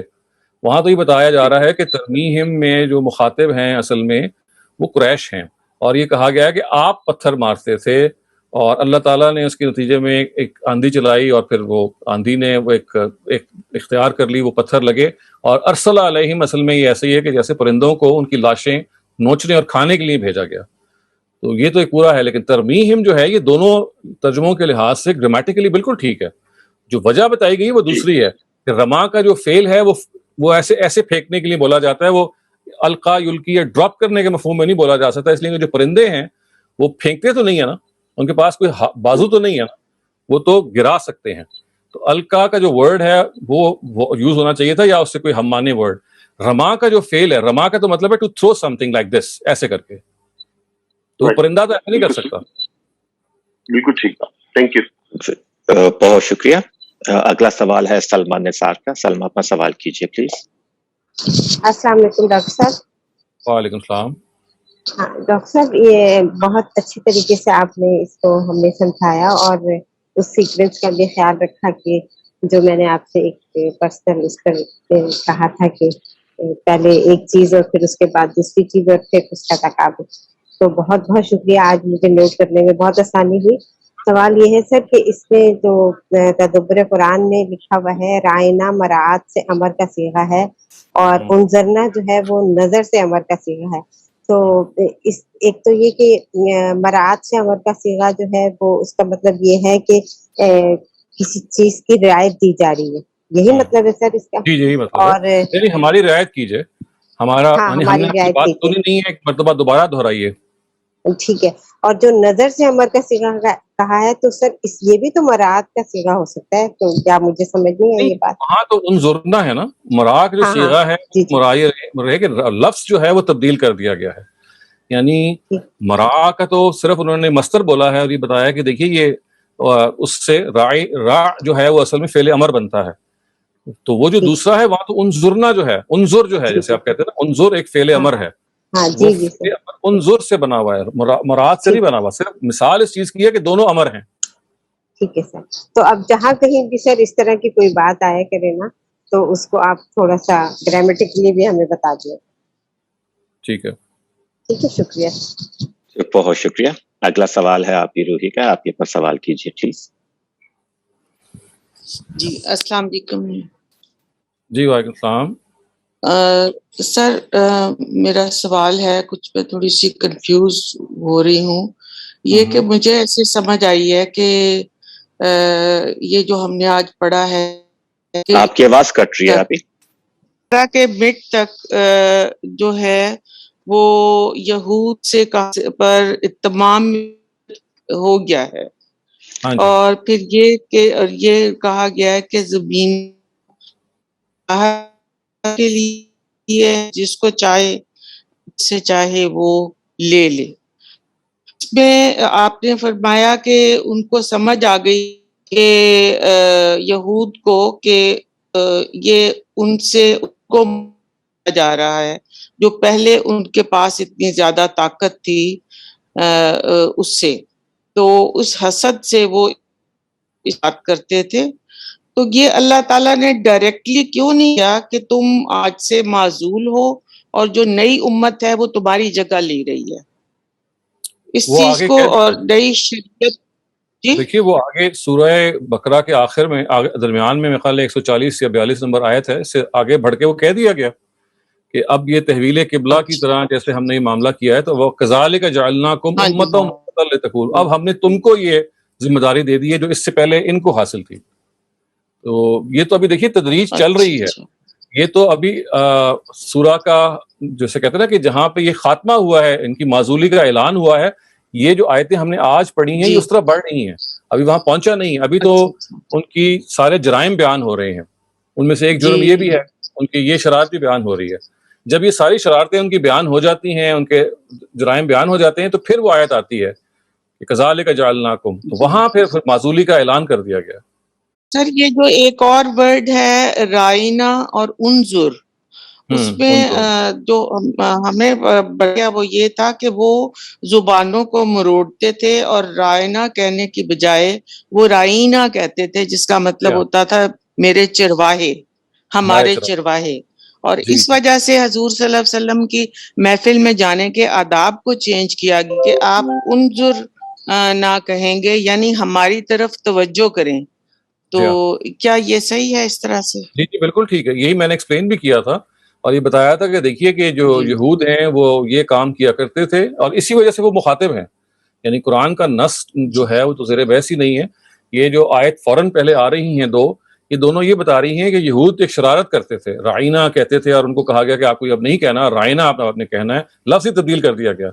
फिर ये बताया गया कि वो किस तरह से चाहते थे कि अल्लाह ताला का जो फजल है वो मुसलमानों तक ना पहुंचे बल्कि वो उनके खास रहे। और फिर इस मुकद्दर सवाल को लिया गया है कि भाई आपके जहनों में ये इल्का करते हैं कि हम तो हजरत इब्राहिम के पैरोकार हैं, तो फिर हजरत इब्राहिम की शरीयत को तब्दील करते हैं। तो ये पूरा एक सीक्वेंस में मामला चल रहा है। अगला सवाल है मोहम्मद आसिफ साहब का। आसिफ साहब अपना सवाल कीजिए प्लीज। जी अस्सलाम वालेकुम, माशाल्लाह इट वाज वेरी गुड। दूसरी सवाल ही था कि ऑलवेज मेरे लिए हमेशा से ये क्वेश्चन जहन में रहा है कि नक्स और तखसीस का जो मामला जो है वो यकीनन इस आयत के मौजू ना ही है, लेकिन ये पूछना ये था कि ऐसा कोई कंटेम्प्रेरी जो आलिम हो या स्कॉलर हो मॉडर्न कंटेम्प्रेरी जिसने इस पे काम करके उसने इसको ज्यादा बेहतर तरीके से असलूब से बताया हो, तो अगर ये हो तो that would be very interesting read. तो देखिए हमारे यहाँ जो उलूमुल कुरान की किताबें हैं, साइंसेस ऑफ द कुरान के नाम से, उन सब में एक चैप्टर होता है एब्रोगेशन का या नस्ख का। वो आप जो जदीद दौर में, जैसे सुबही साले हैं, ये एक मुसन्निफ हैं, उनका किताब में का तर्जुमा भी हो गया, उलूमुल कुरान का अरबी में किताब है लेकिन उर्दू में तर्जुमा हो गया, डॉक्टर गुलाम अहमद हरीरी साहब ने तर्जुमा किया है, आप वो देख सकते हैं। इसके अलावा अरबी ज़बान में, अंग्रेज़ी ज़बान में उलूमुल कुरान की बहुत सारी किताबें हैं जिसमें हमेशा एक चैप्टर होता है एब्रोगेशन का, जिसमें वो आप जो तफसील जानना चाह रहे हैं उसकी वो तफसील दी गई होती है। अच्छा, तो क्या नाम बताया था आपने उनका? नाम सुबही स्वाद से सुबही सालेह, जैसे हमारे सालेह, और उलूमुल कुरान उनकी किताब का नाम है, और डॉक्टर गुलाम अहमद हरीरी ने इसका तर्जुमा किया। वही आम मिल जाती है आपको, शायद आप इंटरनेट पे डालेंगे तो आपको उसकी PDF ही मिल जाएगी। इस लिहाज से बड़ी किताब है, 300-400 सफ़े की, जिसमें जो तफसीर बिल रवाया का जो स्कूल ऑफ थॉट है वो जब कुरान मजीद के उलूम पर निगाह डालता है तो उनके व्यूज क्या क्या हैं। तो डॉक्टर गुलाम अहमद की किताब का नाम? डॉक्टर गुलाम अहमद हरीरी, वो उसी नाम से, उलूमुल कुरान के नाम से। उलूमुल कुरान से। ओके, इंशाल्लाह आई विल सर्च इट। जज़ाकल्लाह। बहुत शुक्रिया। अगला सवाल है अदीला का। अदीला अपना सवाल कीजिए प्लीज। जी शुक्रिया फिर से यासीन साहब। सर मैं ये पूछना चाह रही थी कि जो सजाएं जो अल्लाह ने दे दी, जो हदूद हैं, यानी कि जो बता दी हैं जराइम की सजाएं, तो वो अगर इस्लामी माशरा या जहाँ पे भी इस्लामी हुकूमत है अगर वो सजाएं ना दे, जैसे चोर की सजा हाथ काटते हैं, तो क्या हम शरीयत की खिलाफ वर्जी कर रहे हैं? नहीं, खिलाफ वर्जी तो इसका ताल्लुक इससे है ना कि क्यों नहीं आपने इसका नफाज किया। यानी अगर आप नफाज नहीं कर रहे, कोई आपके पास कोई उज़र है, कोई मतलब हम पूछेंगे ना कि अगर आपने जो अल्लाह ताला की जो दी हुई जो शरीयत है उसका अगर नफाज नहीं कर रहे हुदूद ताज़ीरात में, तो उसके पीछे वजह क्या है। अगर वजह यह है कि वो, जैसे कि देखें तुर्की में या बाज़ और ममालिक के अंदर वो उसको इंटरप्रेट एक और तरह करते हैं और वो ये कहते हैं कि ये सज़ाएँ आजकल के दौर के लिए नहीं हैं, तो फिर और बात है। जो लोग ये कहते हैं कि हाँ ये आजकल के दौर की हैं और इस वक्त हम इसकी इम्प्लीमेंटेशन की फ़िक्र और तगदुआ में लगे हुए हैं, इसका मतलब है कि they are in a process. हाँ, वो लोग जो कहते हैं कि हाँ जी ये हैं हमारे लिए और हमने नहीं माननी, तो जाहिर है इसका मतलब है कि वो फिर एक ज़िद और मुकाबलती जगह पे खड़े हैं। It depends who they are and what they have in मतलब what they have to say actually in return। मतलब जैसे पाकिस्तान में तो नहीं है जहां तक मुझे पता है। पाकिस्तान में तो सब नाफिज है, हमारे यहाँ सारे हुदूद नाफिज हैं, सिर्फ ये कि उनको बहुत बेढंगे और बेढब तरीके से नाफिज किया गया है कि ना चोर की सजा भी इस वक्त नाफिज है, जिना की सजा भी नाफिज है, लेकिन जैसे वो नाफिज की गई है वो उस पर बहुत सारे क्वेश्चंस पैदा होते हैं। वो जिस तरह से उसमें गवाहों का मामला किया गया है, जैसे सबूत जुर्म का मामला किया गया है, जैसे इस बात को बताया गया है कि इंतहाई सजाएं हैं और इस पर कम तर सजाएं भी दी जा सकती हैं, तो जो सजाओं के बारे में इंटरप्रिटेशन है वो उससे हमें आप इख्तलाफ कर सकते हैं। अदरवाइज सारी सजाएं नाफिज हैं। आपकी जो हुदूद हैं, जो पूरा आपका हुदूद ऑर्डिनेंस है जो ज़िया उल हक साहब के ज़माने में नाफिज हुआ, वो इस सब को कैटर करता है। ये और बात है कि वो है बहुत नाकिस, लेकिन जो भी उनको समझ में आया उसके लिहाज से उन्होंने नाफिज किया हुआ है। तो मतलब आपका नाकिस से मुराद कि हम उसको सही से इम्प्लीमेंट नहीं करते हैं, वो मानी हुई हैं और वो हैं हमारे पास। उसकी शरीयत की जो तफहीम की गई है उसके अंदर वो भी दुरुस्त नहीं है। यानी शरीयत की जो तफहीम, यानी मिसाल के तौर पे ज़िना की सज़ा के बारे में जो गवाहों का निसाब है, या ज़िना की सज़ा के बारे में जो शादीशुदा और गैर शादीशुदा के बारे में जो तफरीक रखी गई है, जिस बुनियाद पे रखी गई है, और इसी तरह से चोर की सज़ा के बारे में, यही मामला कज़फ के बारे में, तो वो आप ये कह सकते हैं कि जैसे कि शरीयत को समझा जाना चाहिए, उसमें अगर आपको कोई, और मुझे भी इख्तलाफ हो सकता है, वो तो है, लेकिन जैसे कि उन्होंने समझा इसको, वो उस लिहाज से उन्होंने नाफिज किया हुआ है। हत्ता कि इस वक्त जो ब्लास्फेमी की जो सजा है वो भी नाफिज है। ये और बात है कि एक भी आदमी इस वक्त उसकी वो सजा उसको नहीं मिली, कोई ना कोई टेक्निकल हिच आ गई है, लेकिन वो जो सजा है वो तो नाफिज है उनके यहाँ। ٹھیک ہے، مطلب اسلامی مملکت کے حساب سے وہ سزائیں ہمارے یہاں ہیں، اب ان کا میں مسائل ہیں دوسرے. اور اگر میں بس سوال میرا یہ تھا کہ اگر ہم نہیں کرتے وہ سزائیں، مطلب نافذ نہیں ہیں جہاں پہ، تو پھر کیا ہم اس کی خلاف ورزی کر رہے ہیں؟ دیکھیں یہ میں نے اس کا جواب دیا نا کہ پوچھا جائے گا کہ کیوں نہیں ہے. اگر آپ کو جواب یہ ملتا ہے کہ جی یہ سزائیں پرانے زمانے کے لیے تھیں اور ہم آپ سمجھتے ہیں کہ یہ اس زمانے کے لیے نہیں ہے، اس کا مطلب ہے کہ آپ تعویل کے اختلاف میں کھڑے ہوئے ہیں، وہ ایک نئی تعویل کر رہے ہیں، تو پھر ظاہر ہے تعویل پر گفتگو ہو جائے گی. ایسے لوگ کہ جو یہ کہیں کہ یہ درست ہے ہم نے نہیں ماننا، یہ آپ کو شاید بہت کم ملیں گے. یعنی زیادہ تر یہ ہوگا کہ آپ کو اسلامی سزاؤں کے بارے میں تحفظات ملیں گے، یا ان کے بارے میں یہ سوال، جیسے بہت سارے ہمارے جو ممالک ہیں نا جو مقاصد شریعہ کی بحث کرتے ہیں کہ بھئی شریعت کا ایک مقصد ہے، وہ مقصد کے لحاظ سے جو ڈھانچہ ہے وہ تبدیل ہو سکتا ہے. اگر مقصد ہے اصلاح، اگر وہ مقصد ہے سوسائٹی کی تطہیر، تو اس زمانے میں تطہیر کے لیے یہ سزائیں تھیں، اب ہم کوئی اور سزا بھی دے سکتے ہیں. تو مقاصد شریعہ کا ایک پورا نقطۂ نظر ہے جو ہمارے ہاں ماڈرن ریاست کے جو ویوز رکھنے والے لوگ ہیں ان کے اندر موجود ہے، اور اس کے لحاظ سے اس کو سمجھتے ہیں. انڈونیشیا کے اندر جیسے آپ دیکھیے آپ کو بہت سارے ایسے اسکالرز مل جائیں گے جو مقاصد شریعہ کے اس نقطۂ نظر کے حاملین ہیں. یہی معاملہ آپ کو ملیشیا میں مل جائے گا. تو اٹ ڈیپینڈس کہ وہ کون لوگ ہیں اور کس طرح سے انٹرپریٹ کر رہے ہیں اور ان کے پاس کیا آرگیومنٹس ہیں. ٹھیک ہے سمجھ گئی میں سر. تھینک یو سو مچ. بہت شکریہ. اگلا سوال ہے طارق جاوید صاحب کا. طارق صاحب سوال کی. جی السلام علیکم. ہم نے 2 ٹاپکس ڈسکس کیے اس میں. تو یہ کہ آیت کی منسوخی یا نسخ قرآن کیسے کرتا ہے، اور قرآن کے اندر 3 یا 4 یا 5 جو ہے وہ منسوخ کیسے ہوئے ہیں. تو ایک سبجیکٹ ہے جو آج کل ایک چل رہا ہے کہ سعودی عرب کے ریفرنس سے، شہزادہ محمد بن سلمان کے ریفرنس سے، وہ ہے حدیث کا نسخ. تو انہوں نے 2 کیٹیگرائزیشنز کی ہیں، احادیث متواترہ اور احادیث احاد.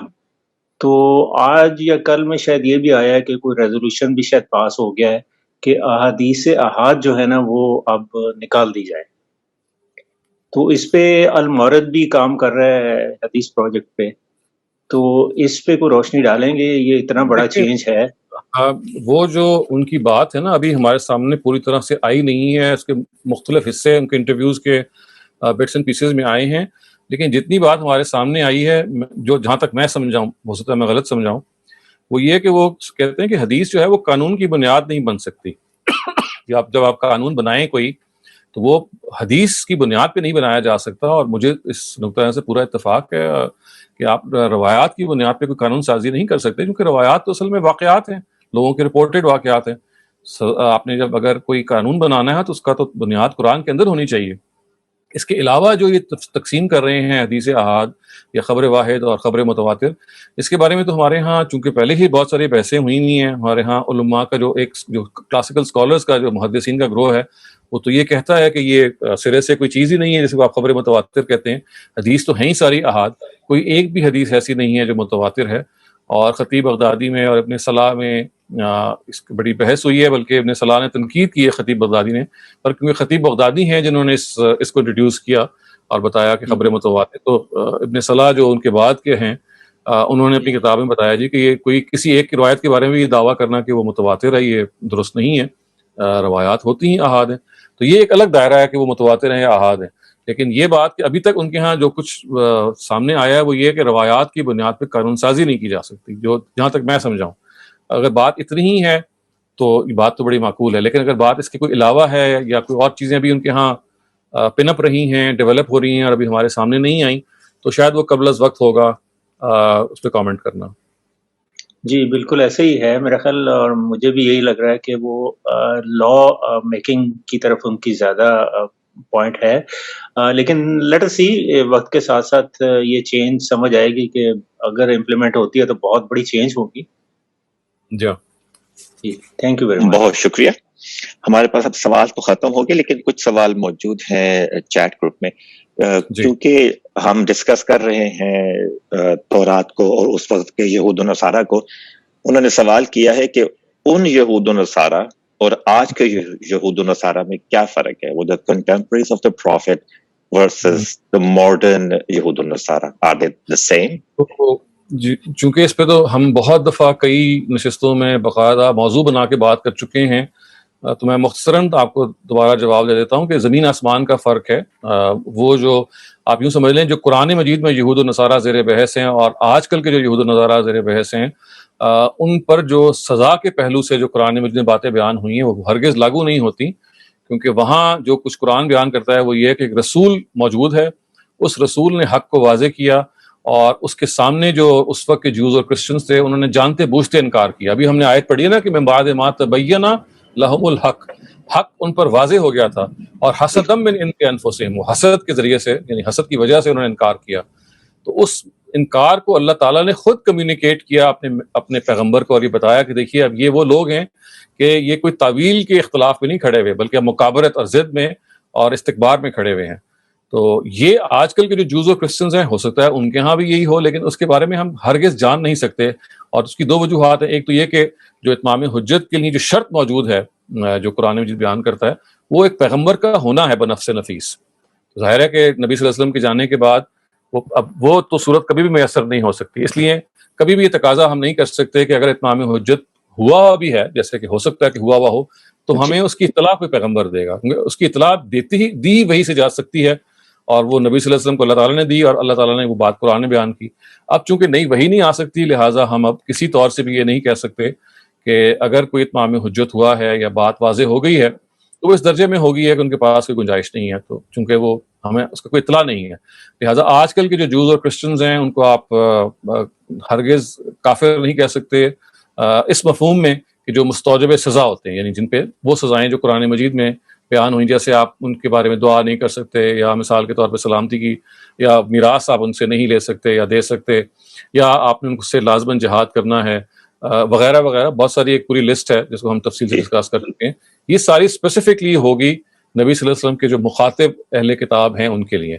آج کی جو اہل کتاب ہیں وہ آپ کے بھائیوں کی طرح آپ کے فیتھ فیلوز ہیں. میں تو ان کو ہمیشہ فیتھ فیلو کہتا ہوں. ان کو آپ اپنی بات پہنچائیں، اپنی بات بتائیں، ایک محبت کا تعلق پیدا کریں، اور ان کے بارے میں کسی قسم کی جو یوں سمجھ لیجئے کہ جو ہارشنس ہے جو قرآن موجود ہے وہ آپ ان پہ لاگو نہیں کر سکتے، کیونکہ ان کے بارے میں ہم نہیں جان سکتے کہ ان پہ اگر حجت تمام ہوئی ہے تو اس کی نوعیت کیا ہے. بہت شکریہ سر. ایک سوال اور ہے، آف ٹاپک ہے. وہ سوال یہ کرنا چاہ رہے ہیں کہ جو سیکشول کانٹینٹ ہے کیا وہ اس کے طرف ہم متوجہ ہوتے ہیں، کیا یہ ہماری فطرت ہے؟ اور دوسرا پہلو یہ ہے کہ اگر ہم اس کی طرف مائل ہوتے ہیں سیکشول کانٹینٹ کو دیکھنا یا اس میں انڈلج کرنا یا انڈلج نہ کرنا، صرف دیکھنا، تو کیا یہ حرام ہے یا یہ ناپسندیدہ ہے؟ کیا یہ میجر سن ہے؟ وہ یہ سب اس پہ کنفیوز نہ ہو.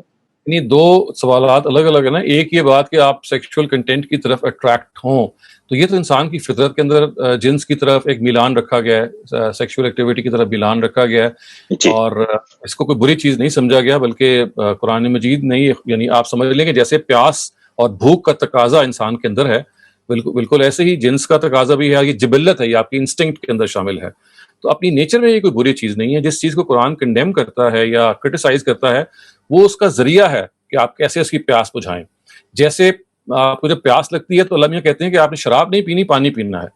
تو آپ کی تھرسٹ پہ وہ اعتراض نہیں کرتے، لیکن تھرسٹ کو آپ نے بجھانا کیسے ہے؟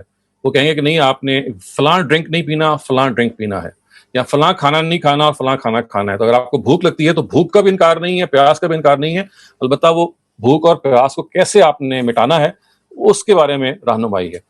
تو بالکل ایسے ہی جنس کی بھی ایک بھوک ہوتی ہے، جنس کی بھی ایک انسان پر ظاہر ایک ضرورت طاری ہوتی ہے.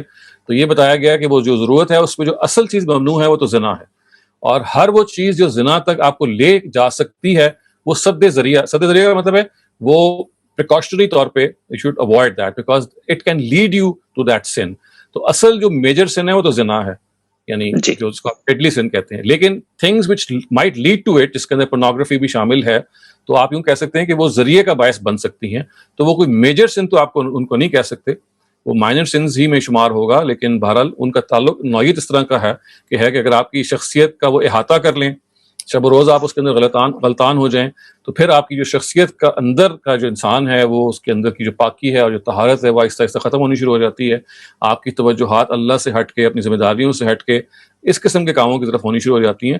تو بعض دفعہ اگرچہ آپ وہ کوئی میجر سن نہیں کر رہے ہوتے، لیکن آپ کی جو جیسے قرآن کہتا ہے نا کہ احاطت بہی خطیئتہ، یہ چھوٹی برائی آپ کو ایسے لپیٹ میں لے لیتی ہے کہ ایسا لگتا ہے کہ جیسے آپ ایک بڑی برائی میں گرفتار ہو گئے ہیں. تو یہ بھی بعض دفعہ ہو جاتا ہے. لیکن اگر وہ بہرحال اس درجے میں نہ پہنچے اور ایک جگہ رہے، ایک خاص پروپورشن میں رہے، تو اس کو آپ ایک مائنر سن کہہ سکتے ہیں. لیکن other then that this is something which can not be regarded as a major sin. بہت شکریہ ڈاکٹر شہزاد سلیم. آج کے سوالات ہمارے ختم ہو گئے. بڑی اچھی محفل رہی، سوالات بہت اچھے تھے، ایکسپلینیشنز بھی ایکسکوئزٹ تھیں. انشاءاللہ ہماری طرف سے خدا حافظ. اور آپ کچھ کہنا چاہیں گے؟ جی انشاءاللہ آئندہ ہفتے ہم ایک نئے پیسج کے ساتھ حاضر ہوں گے. اور بہت بہت شکریہ. بس یہ ضرور ذہن میں رکھیے کہ اپنے اندر جو آپ کو ہم سب کو کوشش کرنی ہے قرآن مجید کو سمجھنے کی اور جس ٹریننگ کی، اس کے اندر یہ زبان کا جو پہلو ہے، لینگویج کا جو پہلو ہے، اس کی جو اپریسیشن کا جو پہلو ہے، اس پر آپ ضرور توجہ رکھا کریں. کیونکہ اللہ تعالیٰ نے جب قرآن مجید کو ہمیں دیا تو زبان کے قالب میں دیا، تو ہمیں لینگویج کی اپریسیشن کو اپنی بہتر سے بہتر بنانا چاہیے. تو انشاءاللہ آئندہ ہفتے دوبارہ ہم حاضر ہوں گے. خدا حافظ.